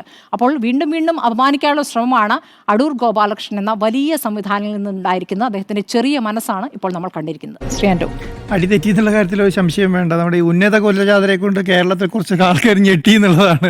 ഇവരെ കൊണ്ട് മടുത്തു. ഈ ഉന്നത കുലജാതരെല്ലാം ഓരോന്ന് വന്നിട്ട് ഓരോ ദിവസം ഓരോന്ന് പറയും. അതിന്റെ പുറകെ എല്ലാവരെയും അങ്ങനെ അടച്ചാക്ഷേപിക്കരുത്. അടച്ചാക്ഷേപിക്കൊന്നുമില്ല. പക്ഷെ ഉന്നത കുലജാതരെ കൊണ്ടാണ് ഇപ്പൊ പെടുന്നതെന്നുള്ളതാണ്. ഇവരൊക്കെ ഏത് ലോകത്താണ് ജീവിക്കുന്നത് എന്നുള്ളതാണ്. ട്രെയിനിങ് കൊടുക്കണം എന്നാണല്ലോ പറയുന്നത്. അപ്പോൾ ഇദ്ദേഹത്തിന് ആദ്യം ട്രെയിനിങ് കൊടുക്കും എന്നുള്ളതാണ്. എവിടെ എന്ത് പറയണം എന്നുള്ള കാര്യത്തെക്കുറിച്ച് നമുക്കൊക്കെ ഇത്രയും മുതിർന്ന ഒരാളെക്കുറിച്ച് ഇങ്ങനെ പറയേണ്ട അവസ്ഥ അദ്ദേഹം തന്നെ വരുത്തുക എന്നുള്ളതാണ് അതിൻ്റെ ഏറ്റവും വലിയ പ്രശ്നം. എന്തെന്നാണ് നമ്മൾ വന്ന് പറയുക. ഇദ്ദേഹത്തെ പോലെ ഇത്രയും സീനിയറായ 10-60 വർഷം സിനിമാ മേഖലയിൽ ഇത്രയും ഉയർന്ന ചിന്താഗതിയോടെ ഇരിക്കുന്ന ഒരാൾ എന്നുള്ള നിലയ്ക്കാണല്ലോ അദ്ദേഹത്തെ ആ വേദിയിൽ കൊണ്ടിരുന്നത്. ആ വേദി എന്തിനു വേണ്ടി ചെയ്തതാണെന്നും എങ്ങനെ ചെയ്തതാണെന്നും എന്ത് ആവശ്യത്തിന് വേണ്ടിയിട്ട് ചെയ്തിട്ടാണോ ആർക്ക് വേണ്ടി ചെയ്തതാണെന്നും പോലും ചിന്തിക്കാതെ എന്തൊക്കെയോ വിളിച്ചു പറയുകയാണ്. അതിൻ്റെ അകത്ത് പറയേണ്ട കാര്യങ്ങളാണ് അദ്ദേഹം പറയേണ്ട കാര്യങ്ങൾ എന്തെങ്കിലുമാണ് അദ്ദേഹം പറഞ്ഞതെന്നുള്ളതാണ്. അപ്പോൾ അങ്ങനെയുള്ള ഒരാളെക്കുറിച്ച് നമ്മൾ എന്ത് പറയാനാണ് എന്നുള്ളതാണ്. കേരളത്തിൻ്റെ അവസ്ഥ എന്ന് പറഞ്ഞാൽ വളരെ ദയനീയമാണ് ഈ കാര്യത്തിൽ. 1.5 കോടി രൂപ കൊടുക്കുകയാണ്. എന്നിട്ട് എന്താ പറയുന്നത്, ഈ കേരളത്തിലുള്ള എല്ലാവരെയും കൊണ്ട് സ്ക്രിപ്റ്റ് മേടിക്കും. എന്നിട്ട് ആ സ്ക്രിപ്റ്റ് ആരാണ്? ഈ പട്ടികജാതി പിന്നോക്ക വിഭാഗത്തിൽപ്പെട്ട സാധാരണക്കാരായ സിനിമയെ സ്നേഹിക്കുന്നത്. സിനിമയെ എന്തുകൊണ്ട് ആൾക്കാർ സ്നേഹിക്കുന്നത്? അതിനൊരു പാഷനാണ്. ഒരു സിനിമ കണ്ട് നമുക്ക് എന്തുകൊണ്ട് ഇത്ര സിനിമയുടെ സ്നേഹം എന്ന് പറഞ്ഞാൽ ചെറുപ്പം തുടങ്ങിയത് കണ്ട് ഇതിനോട് അഡിക്ഷനായി സിനിമയാണ് ജീവിതം എന്ന് മാറ്റി വെച്ചാൽ കുറേ ആൾക്കാരുണ്ട്. ഈ പട്ടികജാതി വിഭാഗത്തിൽപ്പെട്ടതും പിന്നോക്ക വിഭാഗത്തിൽപ്പെട്ടതും സ്ത്രീകളുമായ ആൾക്കാർക്ക് അവർക്ക് മുന്നോട്ട് വരണമെങ്കിൽ വേറെ മാർഗ്ഗങ്ങളില്ല. എവിടെന്നെങ്കിലും ഒരു പ്രോത്സാഹനം വേണ്ടേ? സർക്കാരല്ലാതെ സിനിമയ്ക്ക് പ്രോത്സാഹിപ്പിക്കുന്ന ഏതെങ്കിലും സംവിധാനം കേരളത്തിലുണ്ടോ? ആരെങ്കിലും ഉണ്ടോ? ഒന്നുമില്ല. അവർക്ക് എങ്ങനെയും വേണം. അവരെ ഉന്നമനത്തിന് വേണ്ടിയിട്ട് അവർ പറയുകയാണ്, നിങ്ങളുടെ ഇതിലുള്ള സ്ക്രിപ്റ്റുകൾ ഞങ്ങൾ തരൂ എന്ന് പറയുകയാണ്. അപ്പോൾ എല്ലാവർക്കും സ്ക്രിപ്റ്റ് കൊടുക്കാം. 10, 500, 1000 സ്ക്രിപ്റ്റ് വരുന്നുണ്ടാവും. അതിൽ നിന്നാണ് ഒരു 40 എണ്ണം സെലക്ട് ചെയ്യുന്നത്. അതാണ് കമ്മിറ്റിക്ക് വിടുന്നത്. അതിൽ നിന്നാണ് 4 എണ്ണം സെലക്ട് ചെയ്യുന്നത്. എന്നിട്ട് അതിന് ഇൻ്റർവ്യൂ എടുക്കുകയാണ്. എന്നിട്ട് ഇവരിപ്പോൾ അടൂർ ഗോപാലകൃഷ്ണൻ പറഞ്ഞു കേട്ടാൽ വിചാരിക്കും ഒരു 4 പേരെ സെലക്ട് ചെയ്തിട്ട് 1.5 കോടി അവരുടെ അടുത്ത് കയ്യിലെടുത്ത് കൊടുത്തിട്ട് നിങ്ങൾ ചെയ്തോ, അത് ദൂർത്താണെന്ന്. അങ്ങനെയൊന്നും അല്ലല്ലോ. ആ 1 രൂപ അവരുടെ കയ്യിൽ കിട്ടുന്നുണ്ടോ? സിനിമ പൂർത്തീകരിച്ച് കഴിഞ്ഞാൽ ഇവർ പറയുന്ന ഡയറക്ടർ അവരൊക്കെ കാല് പിടിച്ചിട്ടായിരിക്കും ഈ എമൗണ്ടിലേക്ക് വരുന്നുണ്ടാവുക. ഒരു ദിവസം 30 ദിവസം കൊണ്ടൊക്കെ സിനിമ തീർക്കണം എന്നാണ് പറയുന്നത്. ഒരു ക്രിയേറ്റിവിറ്റീനെ എങ്ങനെയാണ് ദിവസം വെച്ച് കാൽക്കുലേറ്റ് ചെയ്യാൻ പറ്റുക? എൻ്റെ മനസ്സിലൊരു പിന്നെ എന്താണ് ഒരു പ്ലാൻ ഉണ്ട്, എൻ്റെ മനസ്സിലൊരു ക്രിയേറ്റിവിറ്റി വന്നു, അതൊരു വിഷ്വൽ ഫോർമാറ്റിലേക്ക് മാറ്റണമെങ്കിൽ എത്ര ദിവസം വേണം, എങ്ങനെയൊക്കെ ചിന്തിക്കുന്നത് ആ സംവിധായകനെ സംബന്ധിച്ചിടത്തോളം അദ്ദേഹമാണ് ചിന്തിക്കുന്നതും ചെയ്യേണ്ടതും. അതിനെ ഒരു കൊടക്കയിൽ കൊണ്ടുവച്ച് അതിനെ ഇടുങ്ങിയ റൂമിൽ കൊണ്ടുവച്ചിട്ട് ഇതാ ഈ 30 ദിവസം കൊണ്ട് തീർത്തണം, 1.5 കോടി രൂപ. അത് ചെയ്ത് തന്നെ അങ്ങനെ ചെയ്യുന്നതിന് വലിയ പാതകമാണ്. മനസ്സിലായി? ഒരു സിനിമേനെ 1.5 കോടി രൂപ തീർക്കുക എന്ന് പറയുന്നതിൽ കാണാൻ പാടും. അദ്ദേഹം തന്നെ പറയുന്നുണ്ടോ 50 ലക്ഷയ്ക്ക് സിനിമ എടുക്കുന്ന കാലത്താണ്. അങ്ങനെയാണെങ്കിൽ 100 കോടിക്ക് എടുക്കുന്ന സിനിമയുണ്ട് കേരളത്തിൽ, ഇല്ലേ? 150 കോടിക്ക്. ഇപ്പോൾ അടുത്ത കാലത്ത് ഇറങ്ങിയ സിനിമേൻ്റെ ബഡ്ജറ്റ് എത്ര? 150 കോടിയാണ് അല്ലേ? ആരാണ് അത്? പ്രമുഖ നടന്മാർ. എന്തിനാണ് പ്രമുഖ നടന്മാരെ വെച്ച് ചേർക്കുന്നത്? ഇദ്ദേഹം ഏത് പ്രമുഖ നടനെ ഇല്ലാതെ എടുത്ത്? ഇദ്ദേഹം എത്ര ആൾക്കാരെ ഉന്നമനത്തിൽ കൊണ്ടുവന്നു? ഇദ്ദേഹം ഈ സമൂഹത്തിന് വേണ്ടിയിട്ട് കാര്യങ്ങൾ ചെയ്തിട്ടുണ്ടെന്നല്ല പറയുന്നത്. ഈ 10-12 വർഷമായിട്ട് എന്ത് ഉന്നമനമാണ് അദ്ദേഹം സിനിമയ്ക്ക് വേണ്ടിയിട്ട് ചെയ്തത്? ദിലീപിനെ വെച്ചിട്ട് 2013 എടുത്ത ശേഷം എന്ത് പടം എടുത്തത്? ഏത് പടം അദ്ദേഹം ചെയ്തിട്ടുണ്ടാവുക? അപ്പം നമ്മൾ എന്താണ് ചെയ്യുന്നത്, നമ്മൾ എങ്ങനെയാണ് കൈകാര്യം ചെയ്യുന്നത് എന്നുള്ളതുകൊണ്ടാണ്. അപ്പോൾ ആ ഒരു അർത്ഥത്തിൽ അദ്ദേഹം അതിന് അങ്ങനെ ഒരു മറുപടി അദ്ദേഹം അർഹിക്കുന്നില്ല കേട്ടോ. അദ്ദേഹം പറഞ്ഞ വാക്കുകളെല്ലാം സത്യം പറഞ്ഞാൽ കേരളത്തിലെ അത്രയും മുതിർന്ന ഒരാളിൽ നിന്ന് കേൾക്കാൻ പറ്റിയ വാക്കുകളും അല്ല അദ്ദേഹം പറഞ്ഞതും ചെയ്തതും എന്നുള്ളതാണ്. അപ്പം കേരളത്തിലെ സിനിമാ വ്യവസായത്തെക്കുറിച്ച് ഇപ്പോഴത്തെ അവസ്ഥ മനസ്സിലാക്കുന്നില്ലതാണ്. മനസ്സിലായോ? 2013 ഇൻസ്റ്റാഗ്രാം തുടങ്ങിയിട്ടുണ്ടോ സുജി? എനിക്കറിയില്ല. ഇൻസ്റ്റാഗ്രാമിൻ്റെ കാലത്തൊന്നും ഇദ്ദേഹം സിനിമ എടുത്തിട്ടില്ല. മനസ്സിലായല്ലോ? ഒരു മിനിറ്റ് കൊണ്ട് സിനിമ പുറത്തു വരുന്ന കാലമാണ്. ഐഫോണിൻ്റെ ഒരു ഫോൺ ഉണ്ടെങ്കിൽ അതിനകത്ത് മ്യൂസിക്കും അതിനകത്ത് തന്നെ ഡബ് ചെയ്ത് പാട്ട് പോലും പാടേണ്ട കാര്യമില്ല, പാട്ട് വരെ AI പാടിത്തരുന്ന കാലമാണ്. അങ്ങനെയാണ് സിനിമ ഇറങ്ങുന്നത്. പാട്ടില്ല. അപ്പം അങ്ങനെയുള്ള സംവിധാനം. അപ്പം ഞാൻ എന്താണോ ചിന്തിച്ചിരിക്കുന്നത്, ഞാനാണോ എങ്ങനെയാണ് ജീവിച്ചത്, അതുപോലെയാണ് എല്ലാവരും എന്നുള്ളതാണ്. ഇദ്ദേഹത്തിന് 80 വയസ്സ് 75 വയസ്സ്. ആ കാലത്തുള്ള മാടമ്പി സ്വഭാവം ഉണ്ടാവുമല്ലോ, ഏത് എല്ലാവരും അടിച്ചിരുത്ത് അവിടെ അനങ്ങി പോരുത്, അവിടെ ഇരുന്നോണം എന്ന് പറയുന്ന ശൈലി. അതുകൊണ്ടാണ് ആ ബാത്റൂമിൽ പോയി കൈയിട്ട് വാ എന്ന് പറയുമ്പോൾ പോയി കൈയിട്ട് വരുന്ന ആളല്ലെങ്കിൽ നീ ഇവിടെ നിൽക്കാൻ പറ്റിയവനല്ല, ഇറങ്ങിക്കോ പുറത്ത് എന്നുള്ളതാണ്. ഇപ്പോൾ കേരള ഇൻസ്റ്റിറ്റ്യൂട്ടിലെ പിള്ളേരെ കുറിച്ച് എന്താ പറയുന്നത്? എന്ത് വരാന്ന് പറഞ്ഞത്? വൃത്തികെട്ട സമരമാണെന്ന്. സമരത്തെ വൃത്തികെട്ട സമരം എന്ന് പറയുന്ന ആളായിരിക്കും. അപ്പോൾ അവരാണ് ഇതിൻ്റെ തലപ്പത്തിരിക്കുന്നത് കേട്ടോ. അങ്ങനെയുള്ളവരാണ് ഇതിൻ്റെ തലപ്പത്തിരിക്കുന്നത്. അപ്പോൾ ഇവരിൽ നിന്ന് ഇതിൽ കൂടുതൽ പ്രതീക്ഷിക്കേണ്ട. ഞാൻ പറയുന്നത് ഇതുപോലെയുള്ളൊരു വേദിക്ക് പറ്റിയ ആളാണോ എന്ന് എനിക്ക് സംശയമുണ്ട്. അതേപോലത്തെ ഒരു വേദിയിൽ കൊണ്ട് ഇരുത്തേണ്ട ആളാണോ അദ്ദേഹം എന്നുള്ള കാര്യത്തിൽ എനിക്ക് സംശയമുണ്ട്. എന്താണ് സ്ത്രീകൾ അനുഭവിക്കുന്ന വിഷമങ്ങൾ, സ്ത്രീകളുടെ അതിക്രമങ്ങൾ, കാസ്റ്റിംഗ് കൗച്ച് പോലെയുള്ള വലിയ വലിയ കാര്യങ്ങൾ എങ്ങനെ നിന്ന് ഈ സിനിമാ വ്യവസായത്തെ ഇതിൽ നിന്നെല്ലാം രക്ഷിച്ച് ഒരു പുതിയ സംവിധാനത്തിൽ സന്തോഷത്തോടെയും സമാധാനത്തോടെയും വൃത്തിയായ രീതിയിൽ സ്ത്രീകൾക്കും കുട്ടികൾക്കും എല്ലാം അഭിനയിക്കാൻ പറ്റിയ ഒരു സംവിധാനത്തെ ഒരു പുതിയ സിനിമാ ലോകം ഉണ്ടാക്കാൻ വേണ്ടി ഉണ്ടാക്കിയൊരു കോൺക്ലേവാണിത്. ആ കോൺക്ലേവിലാണ് ഇതൊക്കെ ഒന്ന് പറയേണ്ടത്. അവിടെ അതാണോ പറയേണ്ടിയിരുന്നത്? എന്തൊക്കെ കാര്യങ്ങൾ പറയാനുണ്ടായിരുന്നു, എന്തൊക്കെ നല്ല കാര്യങ്ങൾ പറയാനുണ്ടായിരുന്നു, എന്തൊക്കെ പുതിയ ഐഡിയകൾ അവർ തന്നെ സിനിമാക്കാരും. ഞാൻ ശ്രദ്ധിക്കുകയായിരുന്നു എത്ര സ്ത്രീകളായ സിനിമാ പ്രവർത്തകർ അവിടെ അതിനെ മോശമായി പറഞ്ഞു. എല്ലാവരും ആശ്വാസത്തോടു കൂടിയുള്ളത്. ഈ ഹേമ കമ്മിറ്റി റിപ്പോർട്ട് വന്നതിന് ശേഷം ഈ ഹേമ കമ്മിറ്റി സ്ത്രീ പീഡനങ്ങൾ കുറഞ്ഞു എന്നാണ് പറയുന്നത്. ഇതിൽ പോയി പെടും. ഈ ഹേമ കമ്മിറ്റി റിപ്പോർട്ടിൽ പറഞ്ഞ പോലെ എന്തെങ്കിലും സ്ത്രീകൾക്ക് അധിക്ഷേപം ഉണ്ടായാലും അതുപോലെ തന്നെ അവർക്കെതിരെ അതിക്രമങ്ങൾ ഉണ്ടായാലും പെടും എന്നുള്ളൊരു ബോധ്യം സിനിമാ പ്രവർത്തകർക്കുള്ളിൽ തന്നെ വന്നു എന്നുള്ളതാണ്. അതുകൊണ്ട് നിങ്ങൾ അടുത്ത കാലത്ത് വലിയ രീതിയിൽ കേൾക്കുന്നില്ലല്ലോ. പണ്ട് നമ്മൾ ആഴ്ചയിൽ 2 കേട്ടുകൊണ്ടിരിക്കുകയാണ് സിനിമയിലെ പീഡനം, ഇത് നമ്മൾ കാരവനിലെ പീഡനം, മറ്റത് അത് ഇത് ഓരോ സ്ഥലത്ത് കുറഞ്ഞു എന്നുള്ളതാണ്. ഇപ്പം മയക്കുമരുന്ന് സിനിമാ ലോകത്തെ കാർന്നു തിന്നുന്നുണ്ടെന്ന് അവർ തന്നെ മനസ്സിലാക്കുകയും അതിനകത്ത് പിടിപാടുകയും അവർ തന്നെ പോലീസിനെ അറിയിക്കുകയും ചെയ്യുന്ന സമയത്ത് അതിൻ്റെ കുറഞ്ഞു വരികയാണ്. സിനിമാ ലോകത്തെ മയക്കുമരുന്ന് ഉപയോഗം കുറഞ്ഞു വരികയാണ്. സ്വയം തിരിച്ചറിഞ്ഞ് മാറുന്നു, പിടിക്കപ്പെടുമെന്ന് വിചാരിക്കുന്നു. ഇങ്ങനെ മാറിക്കൊണ്ടിരിക്കുക. സിനിമാ ലോകം തന്നെ മാറി, സിനിമ എടുക്കുന്ന സിസ്റ്റം മാറി, അതിൻ്റെ സാങ്കേതിക സംവിധാനങ്ങൾ മാറി, എല്ലാം മാറി. ഞാൻ പറയുന്നത് ഇപ്പം പണ്ട് അടൂർ ബാലകൃഷ്ണൻ്റെ കാലത്തൊക്കെ കാസറ്റ് കറക്കി പെട്ടിയിലാക്കി സിനിമ തിയേറ്ററിൽ കൊണ്ടു കൊടുക്കുന്ന കാലമാണ് ഉണ്ടായിരുന്നത്. ഇന്നത് വല്ലതും ഉണ്ടോ? ഒരു 10-20 വർഷമായിട്ട് അങ്ങനെ വല്ലതും കാണുന്നുണ്ടോ? സെക്കൻഡ് കൊണ്ട് എല്ലാ സ്ഥലത്തും എത്തി. നിങ്ങൾ ഇന്ന് രാവിലെ OTTയിൽ സിനിമ റിലീസ് ചെയ്താൽ ലോകം മുഴുവൻ സിനിമ കാണുകയാണ്. അത്രയധികം ടെക്നോളജി വളർന്നു. ആ സമയത്ത് പറയേണ്ട വാക്കുകളാണോ ഇതെന്നുള്ളത്? ഇന്ന് പിന്നെ എന്തിനാണ് ഈ പിന്നോക്ക ആദിവാസി അടിച്ചവത്ത സ്ത്രീകൾ എന്നൊക്കെ പറയുന്നത്? ഇന്ന് സ്ത്രീകളെ നമ്മൾ അങ്ങനെയാണോ കാണുന്നത്? ലോകത്തെ സ്ത്രീകൾ അങ്ങനെയാണോ കാണുന്നത്? അങ്ങനെയാണോ സ്ത്രീകൾ പ്രവർത്തിച്ചുകൊണ്ടിരിക്കുന്നത്? പിന്നെ ഇവർ പറഞ്ഞ പോലെയാണെങ്കിൽ എത്ര സ്ത്രീകളെ ഇവർ ഉന്നമനത്തിൽ കൊണ്ടുവന്നു? എത്ര ഡയറക്ടർമാരുണ്ട് കേരളത്തിൽ സ്ത്രീകളായിട്ട്? ഇവരെ മുന്നോട്ട് കൊണ്ടുവരണ്ടേ? ഇത് കൊണ്ടുവരുന്നതിന് പകരം ഇദ്ദേഹം പറയേണ്ടിയിരുന്ന എന്താണ്? ഈ 1.5 കോടി പോരാ, ഒരു 10-25 സിനിമയെങ്കിലും സർക്കാർ പ്രൊഡ്യൂസ് ചെയ്യണം. സ്ത്രീകളെയും പിന്നോക്ക പോകാതെയും വെച്ച് പ്രൊഡ്യൂസ് ചെയ്യണം. അതിൻ്റെ തലപ്പത്ത് പ്രാപ്തിയുള്ള ഒരാളെ നിർത്തണം അല്ലേ? ട്രെയിനിങ് കൊടുക്കണം. പറഞ്ഞൂടെ? എന്താ തെറ്റ്? ഇതൊക്കെ പറഞ്ഞിട്ട് വേണം പറയാൻ വേണ്ടിയിട്ട്. ട്രെയിനിങ് കൊടുത്തവർക്ക് മാത്രം ഇത് സിനിമ എടുത്താൽ മതി, അതിന് എടുക്കാൻ സിനിമ. അത് 1.5 കോടി കൊടുക്കരുതെന്ന് പറയുന്നതാണോ? ട്രെയിനിങ് 50 ലക്ഷം. എങ്ങനെയാണ് സ്മൃതി വേണം ഇപ്പോഴത്തെ സിറ്റുവേഷൻ? 8-10 ലക്ഷം രൂപ വേണം ഒരു ദിവസം സിനിമ ഷൂട്ട് ചെയ്ത് പോകാൻ. ഒരു ദിവസം ഞാൻ പറയുന്നത് സാധാരണ ബംഗാളിക്ക് ഇവിടെ 1000 രൂപ കൂലി കൊടുക്കണമെന്ന്. വേണ്ട, സാധാരണക്കാരെ തൊഴിലാളികളെ ഞാൻ പറയുന്നത്, അവർക്ക് കൂലി കൊടുക്കണം, 1000 രൂപ കൂലി വേണം. ഇത് എങ്ങനെയത് മുന്നോട്ട് പോവുക? എത്ര ആൾക്കാർ സിനിമാ പ്രവർത്തകർ വേണം? ഇത് എങ്ങനെയാണ് അതിനെ ചെയ്യാൻ പറ്റുക? എത്ര വാഹനങ്ങൾ ഓടണം? എത്ര ക്യാമറയ്ക്ക് റെൻറ്റ് കൊടുക്കണം? ലൈറ്റിന് റെൻറ്റ് കൊടുക്കണം? മ്യൂസിഷ്യന് റെൻറ്റ് കൊടുക്കണം? മ്യൂസിക് ഈ സാധനങ്ങൾ കൊണ്ടുവരണം? ഇതൊക്കെ എവിടെ നിന്ന് നടക്കുക? നിനക്ക് പണം വേണ്ടേ? ഈ 1.5 കോടി ചെയ്യുന്നവരെ സ്തുതിക്കണം ഞാൻ പറയുന്നത്. 1.5 കോടിക്ക് ചെയ്യുന്നവരെ സ്തുതിക്കണം.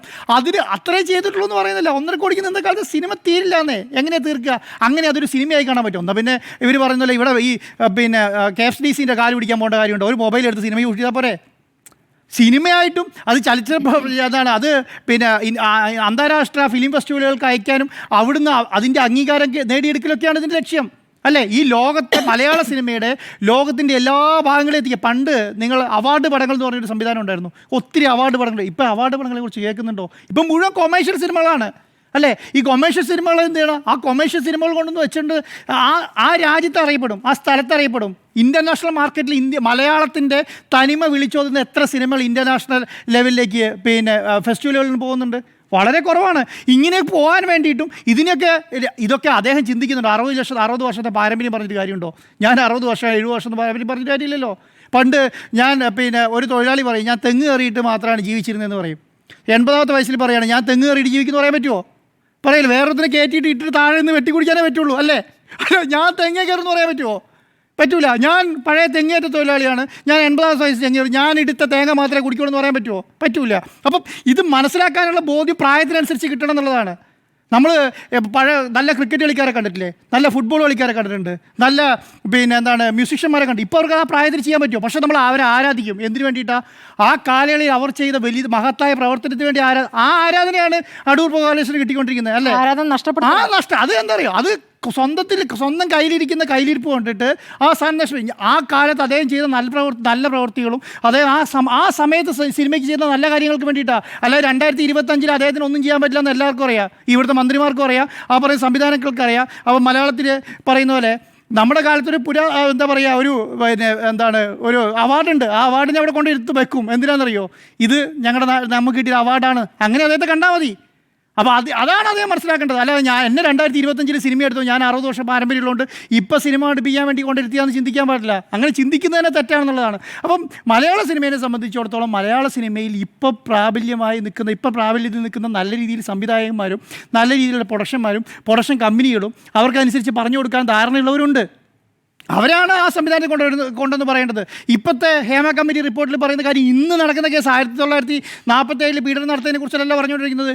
ഈ വർഷം പീഡനം നടത്തിയതും കഴിഞ്ഞതിന് മുമ്പത്തെ വർഷവും ഈ സിനിമയിൽ ഉണ്ടായിരുന്ന അതിക്രമങ്ങളെ കുറിച്ചിട്ടാണ് പറയുന്നത്. അതിനെക്കുറിച്ച് കേസ് നടത്തി പുറത്തേക്ക് വന്നുകൊണ്ടല്ലേ. അപ്പോൾ ആ റിപ്പോർട്ടിൻ്റെ അടിസ്ഥാനത്തിലാണ് ഇങ്ങനെ ഇപ്പോൾ ഹേമ കമ്മിറ്റി റിപ്പോർട്ട് ഇല്ലായിരുന്നെങ്കിൽ അതെല്ലാം ഒരു ശുദ്ധീകരണത്തിൻ്റെ ഭാഗമാണ്. റിപ്പോർട്ടർ TV തന്നെ ഈ ഹേമ കമ്മിറ്റി റിപ്പോർട്ട് പുറത്തു വരാൻ വേണ്ടിയിട്ട് എത്രയെങ്ങാനും വാർത്തകൾ കൊടുത്തു, എത്രയെങ്ങാനും ദിവസം ചർച്ച ചെയ്തു. ഈ അതിക്രമത്തിനെതിരെ എത്രയോ ദിവസങ്ങൾ രാവിലും പകലുമായിട്ട് ചർച്ച ചെയ്തു. ആ റോഷിപാലൊക്കെ ഓടിയതിനൊരു കണക്കുമില്ല. ഈ ഹേമ കമ്മിറ്റി റിപ്പോർട്ട് പുറത്തു വരാൻ വേണ്ടിയിട്ടാണ് ഞാൻ പറയുന്നത്. അപ്പോൾ അത് വന്നതുകൊണ്ടുകൂടി ഇതുപോലെ ഒരു രൂപീകരണം ഉണ്ടായി, ഒരു പുതിയ കൺസെപ്റ്റ് വരുന്നു. ആ കൺസെപ്റ്റിനോട് നല്ല കാര്യങ്ങൾ അതിനെ ആരും കുറ്റപ്പെടുത്തുന്നില്ല. ഈ അടൂർ ഗോപാലകൃഷ്ണൻ്റെ ഒരു പ്രശ്നം ഇല്ലായിരുന്നെങ്കിൽ നിങ്ങളൊന്ന് ആലോചിച്ച് നോക്കിക്കേ. ഈ പറഞ്ഞ കോൺക്ലേവിന് എന്തെങ്കിലും ഒരു കുറ്റം പറയാനുണ്ടായിരുന്നോ? എന്ത് വൃത്തിയായി നടന്ന കോൺക്ലേവാണ്. അപ്പം ഞാൻ പറയുന്നത് ഇതൊക്കെ അദ്ദേഹം മനസ്സിലാക്കുക എന്നുള്ളത്. അദ്ദേഹത്തെ ഇപ്പം ഉപദേശിച്ച് നന്നാക്കാനും പറ്റില്ല. 80 വയസ്സായി, 60 വർഷം ഈ സ്ഥലത്ത് പ്രാരംഭിച്ചുള്ള ഉപദേശിച്ച് നന്നാക്കാനൊന്നും പറ്റുമെന്ന് പറയാം. പക്ഷേ അദ്ദേഹം തിരിച്ചറിഞ്ഞാൽ അദ്ദേഹത്തിന് കൊള്ളാമെന്നുള്ളതാണ്. അതിനേക്കാൾ അപ്പുറം പ്രത്യേകിച്ച് ഒന്നും ചെയ്യാനില്ല. ഇവിടുത്തെ കേരളത്തിലെ ഒരു സിനിമാ പ്രവർത്തകനും അദ്ദേഹത്തിന് ഉപദേശം കൊടുക്കേണ്ട കാര്യമില്ല. അദ്ദേഹത്തിന് തിരിച്ചറിയാൻ ബോധ്യമുണ്ടെങ്കിൽ ഇപ്പം നടന്ന കാര്യങ്ങൾ തന്നെ മതി. ഞാൻ പറഞ്ഞതിൽ തെറ്റുണ്ട്, അത് ഞാൻ പറഞ്ഞത് തെറ്റാണ് എന്നെങ്കിൽ ഇപ്പം തെറ്റ് പറ്റാത്തവരാരും ഇല്ല എന്നാണല്ലോ പറയുക. അതിപ്പോൾ വലിയ മുതലാളി ആയാലും കുഴപ്പമില്ല, ചെറിയ ആളായാലും കുഴപ്പമില്ല, വലിയ പാരമ്പര്യമുള്ളവരായാലും കുഴപ്പമില്ല, ഉന്നത കുലജാതനായാലും കുഴപ്പമില്ല, പട്ടികജാതിക്കാരനായാലും എല്ലാവർക്കും പറ്റും. പക്ഷേ തിരിച്ചറിയാനുള്ള കഴിവും കൂടെ വേണം. എനിക്കിതിന് പറ്റി എന്ന് പറയാനുള്ള കഴിവ് വേണം. അപ്പോൾ അദ്ദേഹം അത് മനസ്സിലാക്കുന്നുണ്ടെങ്കിൽ അദ്ദേഹത്തിന് കൊള്ളാം. സിനിമയിൽ ഇപ്പോൾ അദ്ദേഹം പ്രത്യേകിച്ച് ഒന്നും ചെയ്യാതിരിക്കുന്നതായിരിക്കും അദ്ദേഹത്തിന് നല്ലതെന്നുള്ളതാണ് എൻ്റെ അഭിപ്രായം. സുജയ, അടൂരിന് അടിതെറ്റിയോ? അടൂരിന് അടിതെറ്റിയോ എന്ന ചോദ്യത്തിന് കഴിഞ്ഞ ദിവസം നടത്തിയ പരാമർശം, സിനിമാ കോൺക്ലേവിലെ പരാമർശം, അത് അദ്ദേഹം ഉദ്ദേശിക്കാത്ത വ്യാഖ്യാനങ്ങളിലേക്ക് കൊണ്ടുപോവുകയും വിശദീകരണം നൽകിയപ്പോൾ അത് കൂടുതൽ സങ്കീർണമാവുകയും ചെയ്ത ഒരു സാഹചര്യത്തിലേക്ക് എത്തിയെന്നാണ് ഞാൻ മനസ്സിലാക്കുന്നത്. ഈ വിഷയത്തെക്കുറിച്ച്, അടൂർ ഗോപാലകൃഷ്ണനെ കുറിച്ചൊക്കെ നിങ്ങൾ പറഞ്ഞു വന്നത് കേട്ടിരുന്നപ്പോൾ എനിക്ക് അദ്ദേഹത്തിന് തന്നെ ഒരു സിനിമയിലെ ഒരു കഥാപാത്രത്തെയാണ് ഓർമ്മ വന്നത്. ജിമ്മി സാറിന് ഓർമ്മ കാണും, അനന്തരത്തിലെ അജയൻ. അനന്തരത്തിലെ അജയന്റെ വളരെ സങ്കീർണമായ ഒരു കഥാപാത്രമാണ് അജയൻ എന്ന് പറയുന്നത്. ആ അവസ്ഥയിലേക്ക് അടൂർ ഗോപാലകൃഷ്ണൻ എത്തിയിരിക്കുന്നു എന്നതാണ് ഈ ഒരു ഘട്ടത്തിൽ എനിക്ക് തോന്നിയത്. കാരണം അത്രയും സങ്കീർണമായി അതിൽ ഈ ഒരു വാതിൽക്കോട്ടയിലൂടെയുള്ള ആ ബസ് യാത്ര, അതുപോലെ അടൂർ ഗോപാലകൃഷ്ണൻ ഇന്നലെ പറഞ്ഞത് എന്താണോ അതിന്റെ വിശദീകരണം അദ്ദേഹം നൽകുമ്പോഴേക്കും വീണ്ടും വീണ്ടും ഈ അജയനെ പോലെ നമ്മൾ എന്താണ് ഇദ്ദേഹം ഉദ്ദേശിച്ചത് എന്നതറിയാൻ വേണ്ടി വീണ്ടും ഒന്നുകൂടി പോയി ഇന്നലെ പറഞ്ഞത് കേൾക്കുന്നു, അത് കഴിഞ്ഞ് ഇന്ന് പറഞ്ഞത് കേൾക്കുന്നു. അങ്ങനെ നമ്മളെ ഒരു അജയനാക്കി മാറ്റുന്ന ഒരു സാഹചര്യത്തിലേക്ക് അടൂർ ഗോപാലകൃഷ്ണൻ ഈ കാര്യത്തിലൂടെ എത്തിയിട്ടുണ്ടാവും. അതിനകത്തെ പ്രധാനപ്പെട്ട കാര്യം എന്ന് പറഞ്ഞു കഴിഞ്ഞാൽ ആ സിനിമയെക്കുറിച്ച് പഠിക്കുമ്പോൾ ഈ അനന്തരം നമുക്ക് സിനിമ പേപ്പറായിട്ട് പഠിക്കാനുണ്ടെങ്കിൽ അതിനകത്തൊക്കെ എപ്പോഴും എടുത്ത് പറയുന്ന റെഫറൻസ് ഈ അനന്തരം എന്ന് പറയുന്ന സിനിമയാണ്. അതിൽ ഞാൻ എന്തുകൊണ്ട് ഇങ്ങനെയായി, അതാണ് അജയൻ അതിനകത്ത് ചോദിക്കുന്നത്, ആ സിനിമയിൽ ചോദിക്കുന്നത്. അതുപോലെ തന്നെയാണ് അടൂർ ഗോപാലകൃഷ്ണൻ ഇന്നലത്തെ ഈ പ്രതികരണം. എന്തുകൊണ്ട് അടൂർ ഗോപാലകൃഷ്ണൻ ഇങ്ങനെ പറഞ്ഞു? അടൂർ ഗോപാലകൃഷ്ണന്റെ സിനിമകൾ, അദ്ദേഹത്തിന്റെ ആ ഒരു മെറിറ്റ്, അതെല്ലാം അംഗീകരിക്കുന്ന മലയാളി ചോദിച്ചുകൊണ്ടിരിക്കുന്നത് ഈ ഒരു ചോദ്യമാണെന്നാണ് ഞാൻ കരുതുന്നത്. ഇനി നമ്മുടെ ഈ വിഷയത്തിലേക്ക് വരാം. അജയനിൽ നിന്ന് വിഷയത്തിലേക്ക് വരുമ്പോൾ അടൂർ ഗോപാലകൃഷ്ണൻ യഥാർത്ഥത്തിൽ പറഞ്ഞു കുടുങ്ങുകയാണ് ചെയ്തത്. അടിതെറ്റി എന്നതിനേക്കാൾ പറഞ്ഞു കുടുങ്ങി. ആ പറഞ്ഞതിൽ നിന്ന് അദ്ദേഹത്തിന് പിന്നോട്ട് പോകാൻ അദ്ദേഹത്തിന്റെ മനസ്സ് അനുവദിക്കുന്നുമില്ല. എന്നാൽ ആ പറഞ്ഞ കാര്യത്തിൽ ഉറച്ചു നിൽക്കുന്തോറും അദ്ദേഹത്തിന് എതിരായിട്ടുള്ള വിമർശനങ്ങൾ ഒരു ഭാഗത്ത് കൂടി വരുന്നു. അതേസമയം തന്നെ നമ്മൾ കാണേണ്ട ഒരു കാര്യം, അദ്ദേഹത്തെ പിന്തുണയ്ക്കാനായി രംഗത്തേക്ക് വരുന്ന മന്ത്രിമാരടക്കമുള്ള ആളുകളെയാണ്. അതായത് അടൂരിനെ വിമർശിക്കാമോ? അടൂർ ഗോപാലകൃഷ്ണൻ ഇത്രയും വലിയ ഒരു സംവിധായകനല്ലേ, ഇത്രയും വലിയ ഒരു കലാകാരനല്ലേ, അദ്ദേഹത്തെ നമുക്ക് വിമർശിക്കാമോ? അദ്ദേഹം പറഞ്ഞതൊരു ഉപദേശമായി എടുത്തുകൂടെ? ആ രീതിയിലുള്ള ഒരു നറേറ്റീവ് ഒരു ഭാഗത്ത് സെറ്റ് ചെയ്യുന്നതും നമുക്ക് കൃത്യമായിട്ട് കാണാൻ കഴിയും. അദ്ദേഹം പറഞ്ഞ വാചകങ്ങളിൽ ഡെറഗേറ്ററി റിമാർക്സ് ഒന്നുമില്ല. ഡെറഗേറ്ററി ആയിട്ടുള്ള റിമാർക്സ് അല്ല അദ്ദേഹം നടത്തിയത്. പക്ഷേ അദ്ദേഹം പറഞ്ഞതിൻ്റെ ധ്വനി അത് ദളിത് വിഭാഗത്തെ, അതുപോലെ തന്നെ സ്ത്രീകളെ, അവർക്ക് സിനിമ എടുക്കുന്നതിന് മുൻപ് പരിശീലനം നൽകിയാലേ അവരതിന് പ്രാപ്തരാകൂ എന്ന ഒരു ചിന്താഗതിയിലേക്ക് അദ്ദേഹം പോയിട്ടുണ്ട് എന്നത് കൃത്യമായി വ്യക്തമാക്കുന്ന ഒരു കാര്യം തന്നെയാണ് അദ്ദേഹം പറഞ്ഞത്. ഇവിടെ ആൻറ്റി വിമൻ അല്ലെങ്കിൽ ആൻറ്റി ദളിത് ആണോ എന്ന് ചോദിച്ചു കഴിഞ്ഞാൽ ഒറ്റ വാക്കിൽ നമുക്കത് പറയാൻ കഴിയില്ല. അതുകൊണ്ടാണ് ഇപ്പോൾ ദിനുവയിൽ നൽകിയിരിക്കുന്ന പരാതിയിൽ മ്യൂസിയം പോലീസിനും ഒരു കൺഫ്യൂഷൻ വന്നിരിക്കുന്നത്. SC/ST ആക്ട് സെക്ഷൻ 3/1 അതനുസരിച്ച് കേസെടുക്കണമെന്ന് ആവശ്യപ്പെട്ടുകൊണ്ടാണ് ആക്ടിവിസ്റ്റ് ആയിട്ടുള്ള ദിനുവയിൽ മ്യൂസിയം സ്റ്റേഷനിൽ പരാതി നൽകിയിരിക്കുന്നത്. അതിൽ മ്യൂസിയം പോലീസ് ഇതുവരെ കേസെടുത്തിട്ടില്ല.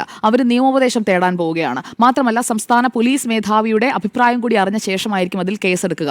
ഇതുപോലെ ഒരു പരാതി വരികയും അവിടെ അടൂർ ഗോപാലകൃഷ്ണനല്ല മറ്റൊരാളാണ് നിൽക്കുന്നത് എങ്കിൽ ഈ രീതിയിൽ ഉള്ള ഒരു സമയമോ സാവകാശമോ നൽകുമോ? ഇല്ല. അതാണ് അടൂർ ഗോപാലകൃഷ്ണന് കിട്ടുന്ന ഒരു അഡ്വാൻറ്റേജ് എന്ന് പറയുന്നത്. ഇപ്പോൾ ഈ ഒരു കേസിന്റെ കാര്യത്തിലായാൽ പോലും ഒരു അഡ്വാൻറ്റേജ് പൊസിഷനിൽ നിൽക്കുകയാണ്. SC/ST വകുപ്പ് ഇടപെട്ടിട്ടുണ്ട്. പക്ഷേ അതിലും റിപ്പോർട്ട് കൊടുക്കേണ്ടത് സിറ്റി പോലീസ് കമ്മീഷണറാണ്.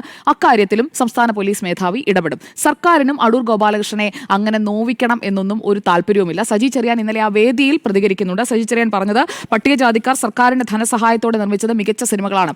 അടൂർ ഗോപാലകൃഷ്ണൻ ആ വേദിയിലുണ്ടല്ലോ. താങ്കൾ പറഞ്ഞത് തെറ്റാണ്, താങ്കൾ പറഞ്ഞത് ശരിയല്ല, താങ്കൾ ആ പരാമർശം തിരുത്തണം. അങ്ങനെ സജി ചെറിയാൻ പറഞ്ഞില്ല. ദളിതർക്കൊപ്പമാണ്, സ്ത്രീകൾക്കൊപ്പമാണ് എന്ന് പറയുന്ന സ്ത്രീ സൗഹൃദ സർക്കാരാണ് എന്ന് പറയുമ്പോൾ സ്വാഭാവികമായും ആ വേദിയിൽ അതിനൊരു കറക്ഷൻ കൊണ്ടുവരാൻ കഴിയുക സിനിമാമന്ത്രിക്കാണ്.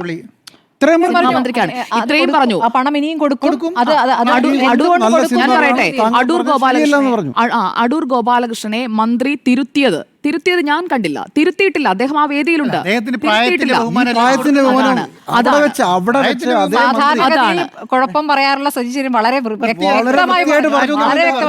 ശരി, കഴിവും കഥയും പരിശോധിച്ചാണ് സിനിമ നിർമ്മിക്കാൻ പണം അനുവദിച്ചത് തുടങ്ങിയ കാര്യങ്ങളിൽ അദ്ദേഹം ക്ലാരിഫിക്കേഷൻ ആണ്. അവിടെ ഒരു ക്രിറ്റിസിസം എന്നതിനേക്കാൾ സജി ചെറിയാൻ ഒരു ക്ലാരിഫിക്കേഷൻ ആണ്.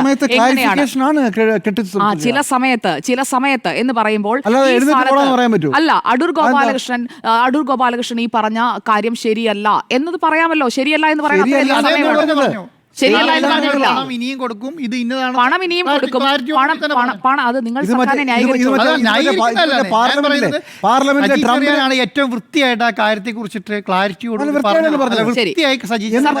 സർക്കാരിന് ക്ലാരിറ്റി ഉണ്ടെന്നുണ്ടെങ്കിൽ ദിനുവേലിന്റെ ഈ പരാതിയിൽ കേസെടുക്കണം. ഏതിനെ? ദിനുവേലിന്റെ പരാതിയിൽ 80 വയസ്സുള്ള അദ്ദേഹത്തിന്റെ പ്രായമാണോ പരിധി?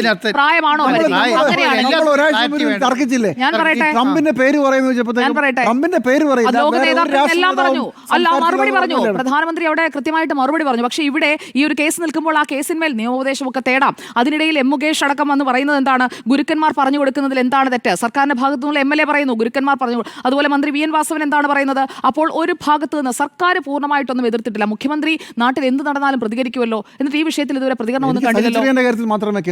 ശരി, സജി ചെറിയാന്റെ കാര്യത്തിൽ മാത്രമേ താങ്കൾക്ക് വൃത്തിയായി പറഞ്ഞു. സജി ചെറിയാൻ തുടർച്ചയില്ല. മന്ത്രി ആർ ബിന്ദുവിന്റെ ഫേസ്ബുക്ക് പോസ്റ്റ്. 2 മന്ത്രിമാരാണോ മന്ത്രിസഭയിലുള്ളത്? ഫേസ്ബുക്ക് പോസ്റ്റിൽ 2 പേരാണോ മന്ത്രിസഭയിൽ? ഷംസീറും പറഞ്ഞു. ഷംസീർ സ്പീക്കറാണ്. മന്ത്രിസഭയെ കുറിച്ചാണ് ഞാൻ ചോദിച്ചത്. അങ്ങനെയല്ലല്ലോ, നിയമമന്ത്രി, കേരളത്തിൽ ഒരു നിയമമന്ത്രി ഉണ്ട്. ഞാനത് പൂർത്തിയാക്കട്ടെ. നിങ്ങൾ എന്തിനാണ് എന്നെ തടസ്സപ്പെടുത്തുന്നത്? നിങ്ങളൊക്കെ പറഞ്ഞത് ഞാൻ കേട്ടിരുന്നല്ലോ. എല്ലാ ദിവസവും ഞാൻ പറയുന്നത് തടസ്സപ്പെടുന്നത് എന്തിനാണ്? അല്ല, ഞാൻ അങ്ങോട്ട് ചോദ്യമൊന്നും ചോദിച്ചില്ല. ഞാൻ നിങ്ങൾ പറഞ്ഞതിന് കൗണ്ടർ കൃത്യമായിട്ട് എന്റെ ഭാഗം എന്റെ സമയം വന്നപ്പോൾ ഞാൻ പറയുകയാണ്. അല്ല എന്നുണ്ടെങ്കിൽ നിങ്ങൾക്ക് പറയണമെങ്കിൽ ഞാൻ മിണ്ടാതിരിക്കാം. അതല്ല സുജിയ, ഇത് നിങ്ങൾ പറഞ്ഞതാണ്. സജി ചെറിയാൻ അടൂർ ഗോപാലകൃഷ്ണനെ തിരുത്തിയിട്ടില്ല എന്ന് മാത്രമല്ല, സർക്കാർ അടൂർ ഗോപാലകൃഷ്ണനെ തിരുത്താൻ പോകുന്നില്ല. കാരണം ഒരു തെറ്റ് അടൂർ ഗോപാലകൃഷ്ണൻ ചെയ്തിട്ടില്ല എന്ന് സർക്കാരിന്റെ ബോധ്യമാണ്. അല്ലെങ്കിൽ നിങ്ങൾ നോക്കിയോ, മുഖ്യമന്ത്രി തിരുത്തോ? ഇല്ല, തിരുത്തില്ല. ഇന്ന് പ്രതിപക്ഷ നേതാവ് സംസാരിച്ചല്ലോ ആർജവത്തോടെ. അതുപോലെ ഒന്ന് മുഖ്യമന്ത്രി ഈ വിഷയത്തിൽ അടൂർ ഗോപാലകൃഷ്ണനെതിരെ പറയാൻ പോകുന്നില്ല. അത് എന്റെ പൂർണ്ണ ബോധ്യമാണ്. നിയമമന്ത്രി പി രാജീവിന് ഈ വിഷയത്തിൽ പ്രതികരിച്ചിട്ടില്ലല്ലോ. നിയമമന്ത്രിക്ക് ഈ SC/ST ആക്ട് സെക്ഷൻ 3/1 അനുസരിച്ച് വന്നിട്ടുള്ള ഒരു പരാതി പോലീസ് സ്റ്റേഷനിൽ കിടക്കുകയാണ്. ആഭ്യന്തരമന്ത്രിയായ മുഖ്യമന്ത്രിയോ നിയമമന്ത്രിയായ പി രാജീവോ ഈ നിമിഷം വരെ പ്രതികരിച്ചിട്ടില്ല. ഒരാൾ പറഞ്ഞത് ശരിയല്ല എന്ന് പറയുന്നതും ഒരാൾ പറയുന്നതിനെതിരെ കേസെടുക്കണമെന്ന് പറയുന്നത് രണ്ടാണ്. ഞാൻ പറയുന്നത് ഇത്രയേ ഉള്ളൂ. ദളിതർക്ക് വേണ്ടി, സ്ത്രീകൾക്ക് വേണ്ടി ശബ്ദമുയർത്തുന്ന, കന്യാസ്ത്രീകൾക്ക് വേണ്ടി ശബ്ദമുയർത്തി അത് അവസാനിപ്പിച്ചിട്ട് അധികം സമയമായിട്ടില്ല. ആ ശബ്ദമുയർത്തലൊന്നും ഇവിടെ അടൂർ ഗോപാലകൃഷ്ണൻ അല്ലല്ല, അത് വരാതിരിക്കുന്നതല്ല. നിങ്ങളെപ്പോലെ അല്ല ആൻഡ്രസറെ, നിങ്ങളെപ്പോലെ ഒരു സ്ഥലത്തേക്ക് മാത്രം നോക്കിയിരിക്കുന്ന ഉത്തരേന്ത്യൻ ജനാധിപത്യം അല്ല കേട്ടോ. ഉത്തരേന്ത്യയിലേക്ക് മാത്രമല്ല നോക്കുന്നത്, നരേന്ദ്രമോദിയിലേക്ക് മാത്രമല്ല നോക്കുന്നത്. പറയട്ടെ, മന്ത്രി ആ വേദിയിൽ പറഞ്ഞത് ഈ സർക്കാരിന്റെ ധനസഹായത്തോടെ നിർമ്മിച്ചത് മികച്ച സിനിമകളാണ്, കഴിവും കഥയും പരിശോധിച്ചാണ് സിനിമ നിർമ്മിക്കാൻ പണം അനുവദിച്ചത് തുടങ്ങിയ കാര്യങ്ങളാണ്. എന്നാൽ ഇവിടുത്തെ പരാതി അതല്ലല്ലോ. പരാതി ഈ ഫണ്ടിനെ കുറിച്ച് മാത്രമല്ലല്ലോ, പറഞ്ഞ വാചകങ്ങളെ കുറിച്ചാണ്. ആ പറഞ്ഞ വാചകങ്ങളെ കുറിച്ചുള്ള തിരുത്ത് സജി ചെറിയാനിൽ നിന്ന് ഉണ്ടായിട്ടില്ല. കാരണം സ്ത്രീ വിരുദ്ധ പരാമർശമാണ്, ദളിത് വിരുദ്ധ പരാമർശമാണ്. ആ പരാമർശങ്ങൾ ശരിയായില്ല, അങ്ങനെയല്ല പറയേണ്ടതെന്ന് പറഞ്ഞില്ല. ഫണ്ടിനെ കുറിച്ചുള്ള വിശദീകരണമാണ് മന്ത്രി നടത്തിയത്. അവിടെയാണ് എന്റെ വിയോജിപ്പ്. അതാണ് ഞാൻ പറഞ്ഞു തന്നെ പോകും. ഇവിടെ പറഞ്ഞുവെന്ന് വരുത്തിയിട്ട് കാര്യമില്ല. ദളിതരോടും സ്ത്രീകളോടും നിങ്ങൾക്ക് താല്പര്യമുണ്ട്, അല്ലെങ്കിൽ നിങ്ങൾ അവരുടെ ഉന്നമനത്തിനായി പ്രവർത്തിക്കുന്നവരാണ് ഈ സർക്കാർ എന്നുണ്ടെങ്കിൽ കൃത്യമായി പറഞ്ഞ് തിരുത്തി തന്നെ പോകണം. അടൂർ ഗോപാലകൃഷ്ണനാണെന്ന് കരുതി പട്ടികജാതി പട്ടികവർഗ 98 വർഷമായിട്ടും സിനിമയിൽ മുഖ്യധാരയിൽ എത്താൻ കഴിഞ്ഞിട്ടില്ല. അവർക്കുള്ള സഹായം തുടരും എന്നാണ്. സഹായം തുടരുമെന്നുള്ളതല്ലോ മാഡം. എന്റെ ആർഗ്യുമെന്റ് എന്താണ്? സ്ത്രീ വിരുദ്ധ, ദളിത് വിരുദ്ധ പരാമർശമാണ് താങ്കൾ നടത്തിയത്, അത് ശരിയായില്ല. പുഷ്പവതി പറഞ്ഞതിന് ഒരു പിന്തുണ കൊടുക്കണമായിരുന്നേ, അത് കൊടുത്തിട്ടില്ല. അതാണ് എന്റെ പോയിന്റ്. ഒരു പ്രതിപക്ഷമുള്ളൂ, വേറൊരു പ്രതിപക്ഷമുണ്ട്, അതിപ്പം വരില്ല, പിന്നെ വരും. താങ്കൾ BJP ഒക്കെ അവിടെ ഇരുന്ന് ചൊറിഞ്ഞോളൂ, എനിക്കതൊന്നും ഒരു പ്രശ്നമല്ല. ഞാൻ ഇവിടെ നിന്ന് പറയുന്നത് ഈ വിഷയത്തിലെ സർക്കാരിന്റെ നിലപാടാണ്. സർക്കാരിന്റെ കാര്യത്തിൽ മുഖ്യമന്ത്രിയുടെ ഭാഗത്ത് നിന്ന് ഇക്കാര്യത്തിൽ കേസെടുത്താലെന്നല്ല, പ്രതികരിച്ചിട്ടില്ലെന്നേ. സെലക്റ്റീവ് ആണ് പ്രതികരണം. അത് എന്റെ പൂർണ്ണ ബോധ്യമാണ്. സെലക്റ്റീവ് ആണ് പ്രതികരണം. ഇന്നലെ വൈകുന്നേരം 4 മണിക്ക് നടന്ന കാര്യത്തിൽ ഇന്ന് രാത്രി 9 മണിയാകാൻ പോകുന്നു. ഇതുവരെ പ്രതികരിക്കാൻ ഫേസ്ബുക്ക് എന്റെ അഭിപ്രായം ഞാൻ പറഞ്ഞോളാം. അതാണ് ഞാൻ പറഞ്ഞുകൊണ്ടിരിക്കുന്നത്. ഇങ്ങനെ ചോദിച്ചു പറയിക്കണ്ട. നിങ്ങളുടെ അഭിപ്രായങ്ങളൊക്കെ നിങ്ങൾ പറഞ്ഞു കഴിഞ്ഞല്ലോ. എന്നെ ഒന്ന് പൂർത്തിയാക്കാൻ സമ്മതിക്കും. എല്ലാ ദിവസവും ഞാൻ പറയുമ്പോഴേക്കും 2 വാചകം കഴിഞ്ഞാൽ ഉടൻ മാഡത്തിന്റെ ഒരു ഇടപെടൽ, ജിമ്മി സാറിന്റെ ഒരു ഇടപെടൽ, ആൻഡോ സാറിന്റെ ഒരു ഇടപെടൽ, അരുൺ സാർ ഉണ്ടെങ്കിൽ അരുൺ സാറിന്റെ ഇടപെടൽ. ഇതെന്താ പുട്ടിന് മറ്റേ തേങ്ങ ഇടുന്നത് പോലെ ഇടയ്ക്കിടയ്ക്ക് ഇടാനായിട്ട് ഇങ്ങനെ നിങ്ങൾ വെച്ചോണ്ടിരിക്കുകയാണ്. ഞാൻ മന്ത്രി പറഞ്ഞ വാചകം ഞാൻ ഉദ്ദേശിച്ച വാചകം, ഞാൻ പറഞ്ഞ വാചകമില്ലല്ലോ. അപ്പോൾ ഇക്കാര്യത്തിൽ അടൂർ ഗോപാലകൃഷ്ണൻ തെറ്റുപറ്റിയെന്ന ബോധ്യം സർക്കാരിനില്ല. അതുകൊണ്ട് തന്നെയാണ് ഞാൻ നിങ്ങൾ ചിരിക്കാൻ വേണ്ടി പറഞ്ഞത്. അപ്പോൾ എന്തായാലും ഇവിടെ പറഞ്ഞ കാര്യങ്ങളിൽ മനസ്സിലാക്കാത്തവർ ശബ്ദമുണ്ടാക്കി എന്ന് പുഷ്പവതിയെക്കുറിച്ച് ഇന്നും പറഞ്ഞിട്ടുണ്ട്. അതെന്താ സ്ത്രീ വിരുദ്ധ പരാമർശമല്ലേ? ഇവരെന്ത് കാര്യത്തിലാണ് അവിടെ വന്ന് കയറിയത്? വഴിയെ പോകുന്നവർക്കൊന്നും വന്ന് അഭിപ്രായം പറയാനുള്ളതല്ല എന്ന് അടൂർ ഗോപാലകൃഷ്ണൻ പറഞ്ഞല്ലോ. അവിടെ പ്രതികരിക്കാമല്ലോ. സജി ചെറിയാന്റെ മുന്നിലിരുന്ന്, ആ വേദിയിലിരുന്ന് സംഗീത നാടക അക്കാദമിയുടെ ഉപാധ്യക്ഷയായ പുഷ്പവതി എന്ന ഗായികയും സംഗീത സംവിധായകയുമായ ആൾ അവിടെ നടത്തിയ ആ ഒരു പ്രതിഷേധം, ആ ഒറ്റയാൾ പ്രതിഷേധമാണെങ്കിലും ആ പ്രതിഷേധം കൊണ്ടാണല്ലോ ഇത് ചർച്ചയായത്. എന്നിട്ട് അവരെ പിന്തുണച്ചുകൊണ്ട്, അല്ലെങ്കിൽ അവർ പറഞ്ഞ ആ കാര്യത്തെ എൻഡോഴ്സ് ചെയ്തുകൊണ്ട് ഒരു വാചകമെങ്കിലും പറഞ്ഞിട്ടില്ലെന്നേ. അതുകൊണ്ട് തന്നെയാണ് ഞാൻ അതിനെ എതിർത്തത്. സജി ചെറിയാൻ പറഞ്ഞത് സിനിമ ഈ സഹായങ്ങളൊക്കെ ഞങ്ങൾ തുടരും, അത് ചെയ്യണം, അതിനാണ് ഈ സർക്കാരിനെ തെരഞ്ഞെടുത്ത് വിട്ടിരിക്കുന്നത്. ഏത് സർക്കാരായാലും അത് ചെയ്തേ പറ്റൂ, ചെയ്ത് തീർത്ത് തന്നെ ഇറങ്ങാൻ പറ്റുകയുള്ളൂ. അടുത്ത സർക്കാരിന് വരണമെന്നുണ്ടെങ്കിൽ അവരും ഇതിൻ്റെ ഒരു തുടർച്ച കൊണ്ടുവരണം. അപ്പോൾ ഇവിടെ എന്തുകൊണ്ട് അടൂർ ഗോപാലകൃഷ്ണനെ അങ്ങനെ വിമർശിക്കുന്നില്ല? അടൂർ ഗോപാലകൃഷ്ണൻ ആ ഒരു തെറ്റ് ചെയ്തു എന്നുള്ളൊരു ബോധ്യം സർക്കാരിനില്ല എന്നത് തന്നെയാണ് അതിൻ്റെ ഉത്തരം. മാത്രമല്ല അടൂർ ഗോപാലകൃഷ്ണൻ ഇന്നത്തെ പ്രതികരണങ്ങളിൽ അദ്ദേഹത്തിൻ്റെ അഭിമുഖങ്ങളൊക്കെ പലയിടങ്ങളിലായി വന്ന അഭിമുഖങ്ങളൊക്കെ എടുത്തു നോക്കുമ്പോൾ അദ്ദേഹം ഇത്രയും വിവാദമാകുമെന്ന് കരുതിയില്ല എന്ന് തന്നെയാണ് ഞാൻ മനസ്സിലാക്കുന്നത്. ആ പറഞ്ഞ കാര്യങ്ങൾ ഇത്രയും വിവാദമാകും, അതിങ്ങനെ വലിയ രീതിയിൽ ചർച്ചയാകും, മാധ്യമങ്ങൾ ചർച്ചയാക്കുമെന്നൊന്നും അദ്ദേഹം കരുതിയിട്ടില്ല. അതുകൊണ്ടാണ് ഞാൻ വരത്തനല്ല, 60 വർഷമായി സിനിമയിലുള്ള എനിക്ക് അഭിപ്രായം പറയാം എന്ന് അടൂർ ഗോപാലകൃഷ്ണൻ പറയുന്നത്. ഇവിടെ മുൻപരിചയമില്ലാത്തവർക്കാണോ സിനിമ എടുക്കാൻ സഹായം നൽകുന്നത് എന്ന് ചോദിച്ചു കഴിഞ്ഞാൽ ഈ ശ്രുതി ശരണയും അടക്കമുള്ള എല്ലാവരും നേരത്തെ ഒരു സിനിമ എടുത്തവരൊന്നുമല്ല. അവർ സിനിമ ചെയ്യണമെന്ന് ആഗ്രഹമുള്ളവരാണ്, സിനിമ ചെയ്യുന്നതിനായി വന്നവരാണ്. അങ്ങനെ വരുന്ന ആളുകൾക്ക് ഈ ഫണ്ടിനൊപ്പം തന്നെ പരിശീലനവും കൊടുക്കുന്നതിൽ എന്ത് തെറ്റെന്ന് ബ്ലസ് ചോദിക്കുന്നുണ്ട്, സംവിധായകൻ ബ്ലസ് ചോദിക്കുന്നുണ്ട്, ഞാനല്ല. അപ്പോൾ ആ പരിശീലനം കൂടി നൽകുന്നത് അതൊരു അഡീഷണൽ ബെനിഫിറ്റ് അല്ലേ? അത് അതുകൂടി സർക്കാരിന് ചെയ്തു കൊടുക്കാവുന്നതല്ലേ? ഇപ്പോൾ ജിമ്മി സാർ പറഞ്ഞതനുസരിച്ചാണെങ്കിൽ വർക്ക്ഷോപ്പിന്റെ ഘട്ടങ്ങൾ, അതുപോലെ തന്നെ ഇവരുടെ സ്ക്രിപ്റ്റ് നോക്കൽ, അങ്ങനെയുള്ള കാര്യങ്ങൾക്കൊപ്പം ഞാൻ പൂർത്തിയാകട്ടെ. അപ്പോൾ അങ്ങനെയുള്ള കാര്യങ്ങളെല്ലാം കൃത്യമായി ആ ഘട്ടങ്ങളിലൂടെ പരിശീലനം നടത്തി പോകുമ്പോൾ ആ ഒരു പരിശീലനം കൂടി കൊടുക്കുന്നത് ഒരു അഡീഷണൽ ആണ്. അത് പക്ഷേ ഈ ദളിതർക്കും സ്ത്രീകൾക്കും മാത്രമല്ല, NFDCയുടെ ഫണ്ടും ഉണ്ടല്ലോ. ഇതുപോലെ NFDCയുടെ ഫണ്ടിനെ കുറിച്ചൊക്കെ അടൂർ ഗോപാലകൃഷ്ണൻ നന്നായി അറിയാമല്ലോ. എങ്ങനെയാണ് NFDCയുടെ ഫണ്ട്? അത് പൊതുവിഭാഗത്തിനാണ് എന്ന് പറഞ്ഞാൽ എലീറ്റ് ക്ലാസ്സിന് പരിശീലനം വേണ്ട, സ്ത്രീകൾക്കും ദളിതർക്കും മാത്രം പരിശീലനം മതി എന്നാണ് അദ്ദേഹം ഉദ്ദേശിക്കുന്നതിൽ അതിനോട് ഞാൻ യോജിക്കുന്നില്ല. ഇതാണ് ഈ വിഷയത്തിലെ എന്റെ അഭിപ്രായം. ഇതാണ് ഞാൻ പറയട്ടെ. നിങ്ങളിങ്ങനെ ഇടയ്ക്കിടയ്ക്ക് കൈയടിക്കേണ്ട, ഞാൻ പറഞ്ഞു തീർത്തിട്ട് കൈയടിച്ചോ. അപ്പോൾ അതാണ് വിഷയം എന്ന് പറഞ്ഞു വീണ്ടും. അപ്പോൾ എന്തായാലും അപ്പോൾ ഇതിൽ അദ്ദേഹം പറയുന്നത് എന്താണ്? ക്യാമറാമാന്റെ ഔദാര്യത്തിലാണ് പലരും സിനിമ എടുത്തത്. അങ്ങനെയാണ് എന്നുണ്ടെങ്കിൽ കൃത്യമായ പരിശീലനം അവർക്ക് നൽകേണ്ട സാഹചര്യം ഉണ്ടെങ്കിൽ അത് നൽകാനും സർക്കാർ തയ്യാറാകണം. സർക്കാർ അതിനുള്ള സംവിധാനങ്ങളുണ്ടല്ലോ. കാരണം അടൂർ ഗോപാലകൃഷ്ണൻ ആദ്യമായി സിനിമ എടുക്കുന്നവർക്ക് ഈ പണം മാത്രം കൊടുത്തതുകൊണ്ട് കാര്യമുണ്ടോ? അവർക്ക് പരിശീലനം കൂടി വേണ്ടേ എന്ന് പോസിറ്റീവായാണ് ഉദ്ദേശിച്ചതെങ്കിൽ ഞാൻ അദ്ദേഹത്തിന്റെ വാദത്തെ രണ്ട് രീതിയിലും കാണുകയാണ്. ആദ്യം ഞാൻ വിമർശന ഭാഗം പറഞ്ഞു. അദ്ദേഹം പോസിറ്റീവായിട്ടാണ് കണ്ടതെങ്കിൽ, നമ്മൾ ഒരു വ്യക്തി പറയുമ്പോൾ അതിലെ രണ്ട് കാര്യവും നോക്കണമല്ലോ. ബ്ലസ്സി പറഞ്ഞ കാര്യങ്ങൾ വെച്ച് നോക്കുമ്പോൾ പരിശീലനം നൽകണമെന്നുള്ളത് അദ്ദേഹം പോസിറ്റീവായിട്ട് പറഞ്ഞതെങ്കിൽ അത് ജനറൽ വിഭാഗത്തിൽപ്പെട്ടവർക്കും NFDCയുടെ ഫണ്ട് കിട്ടുന്നവർക്കും ഈ പരിശീലനം നൽകേണ്ടതുണ്ട്. അല്ലാതെ എലീറ്റ് ക്ലാസ്സിന് പരിശീലനം വേണ്ട, ദളിതർക്കും സ്ത്രീകൾക്കും മാത്രം പരിശീലനം മതി എന്നാണ് അദ്ദേഹം ഉദ്ദേശിച്ചെങ്കിൽ അത് തെറ്റാണ്. ഞാൻ കരുതുന്നത് അദ്ദേഹം ആദ്യമായി ഒരു സിനിമ എടുക്കാൻ വരുന്ന എല്ലാവർക്കും പരിശീലനം കിട്ടണം എന്ന രീതിയിലാണ്. കാരണം അദ്ദേഹത്തിന്റെ തുടർന്നുള്ള വാചകം ഇങ്ങനെയാണ്: ആവശ്യമായ പരിശീലനം നൽകിയാൽ പിന്നീട് ഈ രംഗത്ത് തന്നെ പ്രവർത്തിക്കാനുള്ള ആത്മവിശ്വാസവും അറിവും ലഭിക്കും. ഒരു സിനിമ എടുത്ത ശേഷം അപ്രത്യക്ഷമാകേണ്ടവരല്ല അവർ എന്നതാണ് അദ്ദേഹം ഇന്ന് പറഞ്ഞിരിക്കുന്ന വിശദീകരണത്തിലെ ഒരു പ്രധാനപ്പെട്ട ഭാഗം. അവിടെ ബ്ലസ്സി പറഞ്ഞതുപോലെ പരിശീലനം സിനിമയെ മെച്ചപ്പെടുത്തുമെങ്കിൽ സിനിമാ മേഖലയിലേക്ക് വരുന്നവർ ദീർഘകാലം പല സിനിമകൾ എടുത്ത് അവർ സിനിമാ മേഖലയിൽ തന്നെ തുടരണം എന്നുള്ള ഒരു താല്പര്യവും പ്രോത്സാഹനവും സർക്കാരിനുണ്ടെങ്കിൽ അതിനുള്ള പരിശീലന സംവിധാനങ്ങൾ കൂടി ഏർപ്പെടുത്തുന്നതിൽ തെറ്റില്ല എന്ന് തന്നെയാണ് ഞാൻ കരുതുന്നത്. എന്തായാലും കേരളത്തിലെ സമാന്തര സിനിമകളുടെ പിതാവെന്നറിയപ്പെടുന്ന അടൂർ ഗോപാലകൃഷ്ണന്റെ ആർട്ട് ആൻഡ് ക്രാഫ്റ്റിനെ ഒന്നും നിങ്ങളെ പോലെ അപമാനിക്കാൻ ഞാൻ തയ്യാറാകുന്നില്ല. അദ്ദേഹം ഈ പറഞ്ഞ വാചകത്തോടുള്ള എന്റെ വിയോജിപ്പ് മാത്രമാണ്. അല്ല, അദ്ദേഹം എന്താ പഠിക്കണമെന്നൊക്കെ ഇവിടെ പറയുന്നത്.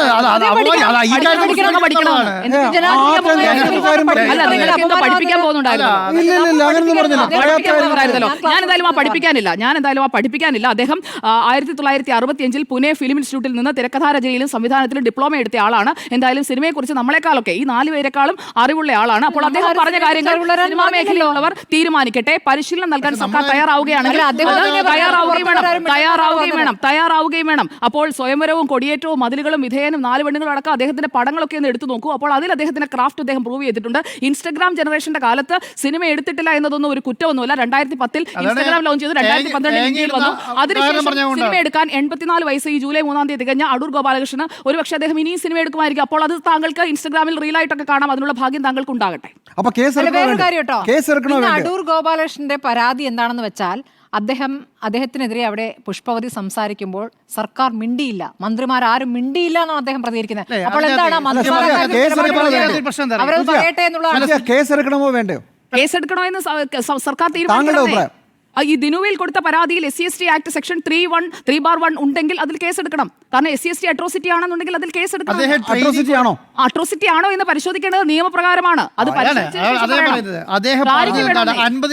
ഇല്ലെങ്കിൽ അദ്ദേഹത്തെ ഇങ്ങനെ ക്രൂശിക്കാൻ പാടില്ല. 50 ലക്ഷം രൂപ കൊടുത്താൽ മതി എന്ന് പറയുന്ന ആൾക്ക്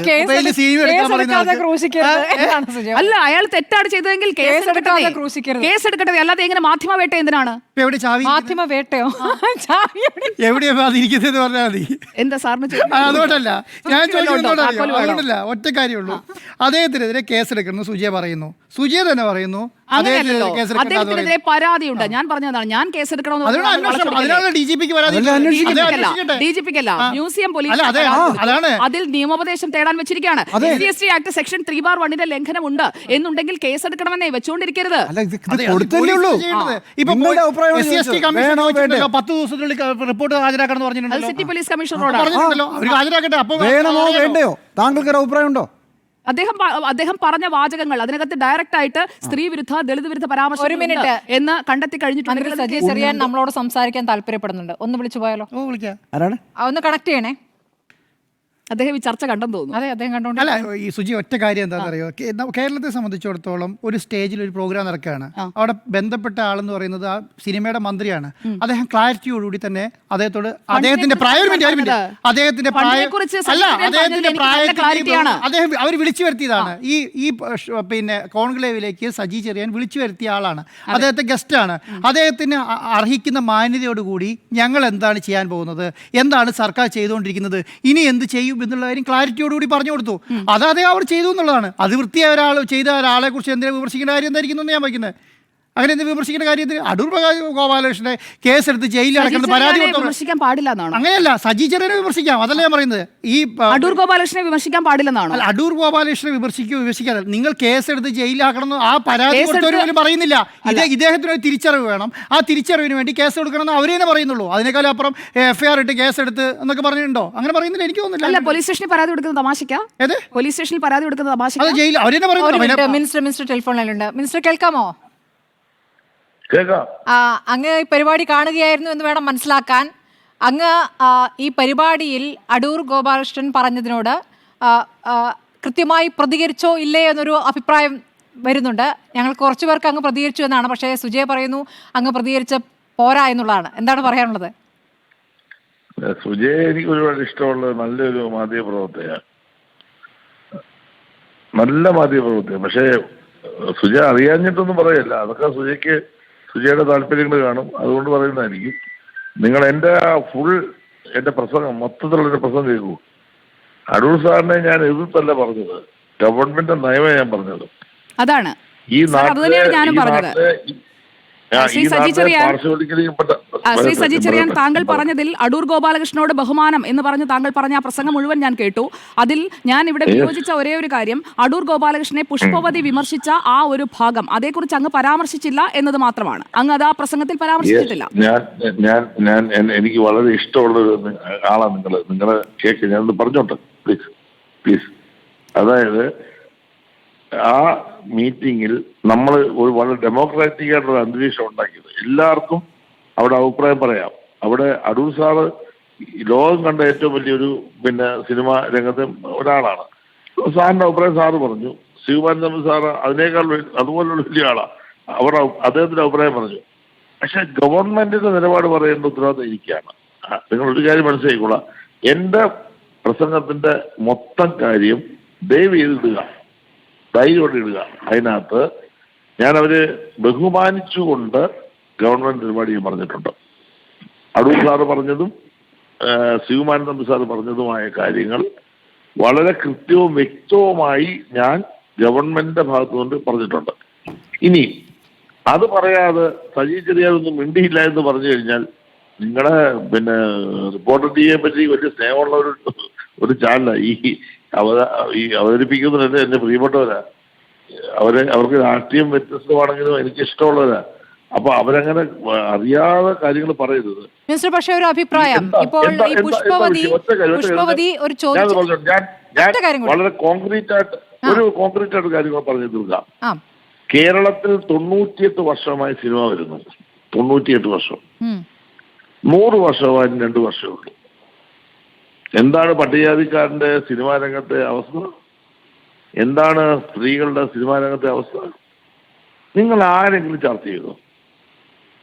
എന്റെ ചോദ്യം അതാണ്. നിങ്ങൾ എപ്പോഴാണല്ലോ ഇപ്പൊ അടൂർ ഗോപാലകൃഷ്ണൻ സാറ് പറഞ്ഞു അതുകൊണ്ട് വിവാദമാക്കുന്നു, ആ അന്ത്യവയോധികനായ മനുഷ്യനെന്തിനെന്ന് പറഞ്ഞു, അതിന്റെ മണ്ടയ്ക്ക് കയറാതെ എന്താണ്? നിങ്ങൾ ആരും ഇതിനു മുമ്പ് പറഞ്ഞില്ലല്ലോ.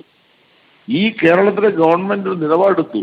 ഈ സ്ത്രീകളെയും ഏറ്റവും പിന്നെ നിൽക്കുന്ന ദളിത് ഉൾപ്പെടെയുള്ള പിന്നോക്ക ജനവിഭാഗങ്ങളിൽപ്പെട്ടവർ മുഖ്യധാരയിലേക്ക് വരണം. അതിനു വേണ്ടി SC STക്ക് 1.5 കോടി രൂപ വെച്ച് 2 സിനിമ ഒരു വർഷം, സ്ത്രീകൾക്ക് 1.5 കോടി വെച്ച് 3 കോടി ഒരു വർഷം, 6 കോടി ഗവൺമെന്റ് കൊടുക്കുകയാണ്. ഒപ്പം ഞാൻ മന്ത്രിയായതിനു ശേഷം ഞാൻ പറഞ്ഞു, ടെക്നിക്കൽ മേഖലയിൽ ആരെങ്കിലും ഉണ്ടോ സ്ത്രീകൾ? ഒരു ആളുമില്ല. അപ്പൊ ടെക്നോളജി പഠിപ്പിക്കാൻ വേണ്ടി നമ്മുടെ സിനിമ മേഖലയിൽ നിന്നുള്ള അക്കാദമിയെ കൊണ്ട് ഞാൻ ഒരു ട്രെയിനിങ് തുടങ്ങി. ഞാനാ ഉദ്ഘാടനം ചെയ്തത്. നിങ്ങൾ ആ ട്രെയിനിങ്ങിന്റെ ഭാഗമായി നമ്മളൊരു കാര്യം തീരുമാനിച്ചു. ട്രെയിനിങ് പഠിപ്പിച്ചാൽ പോരാ, ഏതെങ്കിലും ഒരു സിനിമ ഷൂട്ടിംഗ് മേഖലയിൽ അവർക്ക് കൃത്യമായി അവരെ നിയോഗിക്കണം. അങ്ങനെ നിയോഗിച്ചതിന്റെ ഭാഗമായി ഇപ്പോൾ ക്യാമറ വനിതകൾ വരുന്നു, ടെക്നീഷ്യൻസ് വനിതകൾ വരുന്നു, എല്ലാ മേഖലയിലും വനിതകൾ വരുന്നു. ഞാനൊരു കാര്യം ആത്യന്തികമായി പറയാം, ഞാൻ ഇനി കൂടുതൽ സംസാരിക്കുന്നില്ല. സ്ത്രീകൾ ഗവൺമെന്റ് നിലപാട് വ്യക്തമായി പറയുന്നത്, നിങ്ങൾ ഇനി ഒരുപാട് ചർച്ച ചെയ്തൊന്നും വേണ്ട. സ്ത്രീകൾ നമ്പർ 1, ദളിത് പിന്നോക്ക SC/ST വിഭാഗങ്ങൾ, നമ്മുടെ നാട്ടിലെ അവശത അനുഭവിക്കുന്ന ജനവിഭാഗങ്ങൾ, ആരോഗ്യപരമായി പിന്നോക്കം നിൽക്കുന്നവർ, അതായത് നമ്മുടെ സമൂഹത്തിൽ കഴിവുണ്ട് പക്ഷെ അവർക്ക് നടന്നു ചെന്നൊരു കാര്യം ചെയ്യാൻ പറ്റില്ല, സാമൂഹികമായും സാമ്പത്തികവും പിന്നോക്കം നിൽക്കുന്ന ജനവിഭാഗത്തെ ഈ സമൂഹത്തിൽ ഉയർത്തുക എന്ന കറക്റ്റ് പ്രോസസ് കക്ഷി രാഷ്ട്രീയ ഭേദമന്യേ നടപ്പാക്കാനാണ് ഈ ഗവൺമെന്റ് നിലപാട്, പിണറായി വിജയൻ ഗവൺമെന്റ് നിലപാട്. ആ നിലപാടിൽ കോൺഗ്രേവിൽ ഞാൻ പ്രസംഗിച്ചത്. തീർച്ചയായും മിനിസ്റ്റർ, അത് വിപ്ലവകരമായ തീരുമാനമാണ്. ആ വിഷയത്തിലേക്കൊക്കെ ചർച്ച പോയിട്ടുണ്ട് കേട്ടോ. ചർച്ച പോയിട്ടുണ്ട്, മുൻപ് നടന്ന ചർച്ചയിലും ആ കാര്യങ്ങളൊക്കെ പറഞ്ഞു പോയിട്ടുണ്ട് മിനിസ്റ്റർ. BJP മൈൻഡാണെന്ന് നിങ്ങൾ പറഞ്ഞാൽ ഞാൻ വിശ്വസിക്കുന്നത് അത് BJP ഒന്നുമല്ല. അവർ നല്ല മിടുക്കിയായ ഒരു പിന്നെ ഒരു ടെലിവിഷൻ ചാനൽ കാര്യങ്ങൾ അവതരിപ്പിക്കുന്ന ആളാണ്. ആ എന്റെ സഹോദരി പറഞ്ഞ കാര്യത്തോട് ഒരു കാരണവശാലും ചോദിക്കുന്നു. മിനിസ്റ്റർ ഒറ്റ കാര്യം കൂടി, ഈ പുഷ്പവതി എന്ന സംഗീത നാടക അക്കാദമി ഉപാധ്യക്ഷ, അവരെ അറിയില്ല എന്ന് അടൂർ പറയുന്നു. അറിയില്ലായിരിക്കാം, പക്ഷേ അവർ സർക്കാർ ക്ഷണിച്ച് പരിപാടിക്ക് വന്നതാണല്ലോ. അപ്പോൾ ഒരു ചന്തയിലേക്ക് കയറുന്ന പോലെ വലിഞ്ഞു കയറി വന്നു എന്ന രൂപത്തിൽ അടൂർ പ്രതികരിച്ചു. അതിൽ മന്ത്രി ഒരു പ്രതികരണം നടത്തേണ്ടതായിരുന്നു. ഞങ്ങൾ ക്ഷണിച്ചിട്ട് വന്നതാണ് എന്നൊരു പ്രതികരണം. നിങ്ങൾ പുഷ്പവതിക്കൊന്നും കിട്ടേണ്ട പരിഗണന കിട്ടിയില്ലെന്നുള്ള ആളെ, കിട്ടേണ്ട പരിഗണന കിട്ടിയില്ലെന്ന് വിചാരിക്കുന്ന ആളെ ഞാൻ. അവരെ സംഗീത അക്കാദമി വൈസ് ചെയർപേഴ്സണാ, മലയാള സിനിമയിൽ പാടിയ ആളാ, വലിയ നിലപാടാളാ. അവര് ഭയങ്കര കോൺക്രീറ്റ് ആയിട്ടുള്ള ലേഡിയാണ്. അവര് സാധാരണ ലേഡിയല്ല, ഭയങ്കര മിടുക്കിയ ലേഡിയാണ്. അതായത് ഏറ്റവും താഴേന്ന് ഈ ജീവിതത്തിൽ എല്ലാ പ്രതിസന്ധികളെയും അഭിമുഖീകരിച്ച് വളർന്നു വന്ന ലേഡി അവരെ ഒന്നും നമ്മൾ ഒരു കാരണവശാലും നിഷേധിക്കത്തില്ല. ആ കോൺക്ലേവിൽ നേരിട്ട് ഞങ്ങൾ ക്ഷണിച്ച ആളാണ്.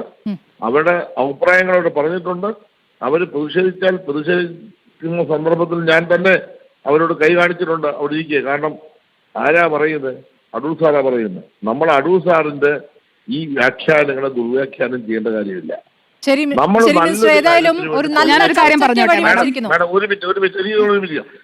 നല്ലൊരു കാര്യത്തിന് വേണ്ടി തുടങ്ങിയ കോൺക്ലേവ് നല്ലൊരു കാര്യത്തിൽ സമാപിപ്പിക്കുക, ഒരു പ്രശ്നമില്ല. നമ്മളെല്ലാം കൂടെ ചേർന്ന് നല്ലൊരു പോളിസി കേരളത്തിൽ ഉണ്ടാക്കും.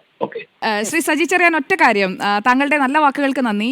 ഇവിടെ അടൂർ ഗോപാലകൃഷ്ണൻ സാർ പറഞ്ഞതിനോട് അദ്ദേഹത്തെ ഇവിടെ പൂർണ്ണമായും അദ്ദേഹം തെറ്റാണ്, അദ്ദേഹത്തെ പഠിപ്പിക്കണം എന്ന രീതിയിൽ അഭിപ്രായം വന്നപ്പോഴാണ് ഞാൻ അതിനോട് വിയോജിച്ചത്. അങ്ങനെയാണെങ്കിൽ സർക്കാർ പറയട്ടെ, മുഖ്യമന്ത്രി പറയട്ടെ എന്ന് ഞാൻ പറയാനുള്ള സാഹചര്യവും അങ്ങനെയാണ് ഉണ്ടായത്. അങ്ങ് ആദ്യം മുതൽ ചർച്ച കണ്ടിരുന്നെങ്കിൽ അത് അങ്ങേക്ക് മനസ്സിലായിട്ടും ഉണ്ടാകും.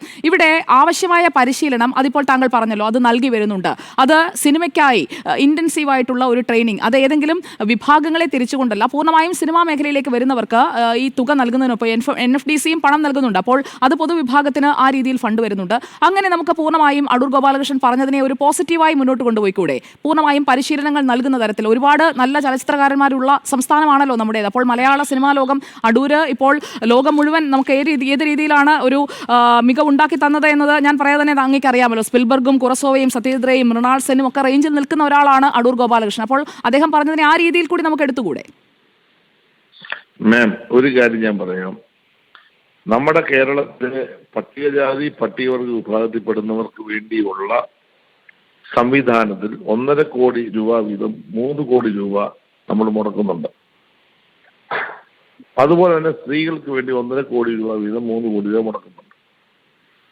അവർക്ക് വേണ്ടിയുള്ള സിനിമയുടെ കണ്ടന്റ് നമ്മുടെ കിട്ടിക്കഴിഞ്ഞാൽ പരിശോധിക്കാൻ കമ്മിറ്റി വെച്ചിട്ടുണ്ട്. ആ കമ്മിറ്റി പരിശോധിച്ച് കിട്ടുന്ന റിപ്പോർട്ടാണ് നമ്മൾ അവതരിപ്പിച്ച് അവരെ സെലക്ട് ചെയ്യുന്നത്. നമുക്ക് എന്താ വിഷയം? അടൂർ സാറ് പറഞ്ഞ വിഷയം എന്താ? സാറിന്റെ കാലത്ത് വളരെ കുറച്ച് തുകയ്ക്കാണ് സിനിമ എടുത്തത്. പ്ലീസ്, ഇപ്പൊ അങ്ങനെ നടക്കില്ല. ഞാൻ ആ യോഗത്തിൽ തന്നെ പറഞ്ഞു. അപ്പൊ അതുകൊണ്ട് ഇപ്പൊ കൂടുതൽ പൈസ ചെലവാകും. ഇപ്പൊ നമ്മൾ 1.5 കോടി രൂപ കൊടുത്താൽ പോലും ഒരു സിനിമ എല്ലാ അർത്ഥത്തിലും എടുക്കാൻ കഴിയില്ല. കുറച്ച് പൈസ ലോൺ എടുത്ത് കടമെടുത്തുമാണ് ഇപ്പൊ ചെയ്യുന്നത്. അതുകൊണ്ട് ഇപ്പൊ കൊടുക്കുന്ന പണം ഒരു അധികമായിട്ട് കാണുന്നില്ല എന്ന് ഞാൻ പറഞ്ഞു കഴിഞ്ഞു. അദ്ദേഹത്തിന്റെ കാലത്തെ സിനിമയും ചെലവുമാണ് അദ്ദേഹം ഉദ്ദേശിക്കുന്നത്. ആ കാലം മാറി. അപ്പൊ അതുകൊണ്ട് നമ്മൾ അടൂർ സാറിനെ ബഹുമാനിക്കുക, അദ്ദേഹം പറഞ്ഞതിനെ പോസിറ്റീവായിട്ട് കാണുക. നമ്മുടെ കോൺഗ്രസിന്റെ ലക്ഷ്യത്തിലേക്ക് നമ്മൾ എല്ലാം കൂടെ ചേർന്നിട്ട് മലയാള സിനിമയെ നയിക്കുക. ഇതിലേക്ക് സജി ചെറിയാൻ പ്രതികരിച്ചില്ല, മറ്റാൾ പ്രതികരിച്ചില്ല. സജി ചെറിയാൻ പ്രതികരിച്ചില്ല എന്നല്ല, സജി ചെറിയാൻ പുഷ്പവതി പറഞ്ഞ ആ ഒരു കാര്യത്തെ കുറിച്ച് പറയാതെ പോയി. അത് മാത്രമാണ് എനിക്ക്, അല്ലാതെ അങ്ങയോട് എനിക്ക് യാതൊരു വിയോജിപ്പുമില്ല കേട്ടോ, വ്യക്തിപരമായും ഇല്ല, രാഷ്ട്രീയമായും ഇല്ല. അല്ല, എന്റെ പ്രസംഗം മൊത്തം കേട്ടോ, നല്ല പ്രസംഗമായിരുന്നു, നല്ല പ്രസംഗമായിരുന്നു. പോസിറ്റീവായി തന്നെ ഈ ചർച്ച നടക്കട്ടെ. ഒരു തരത്തിൽ ആ ചർച്ചയിലേക്ക് കാര്യങ്ങൾ എത്തിയത് നന്നായി മിനിസ്റ്റർ. അടൂരിന് അടി തെറ്റിയോ എന്നതായിരുന്നു നമ്മുടെ ചോദ്യം. യെസ് എന്നാണ് 4 പേരും ഒരുപോലെ അഭിപ്രായപ്പെട്ടത്.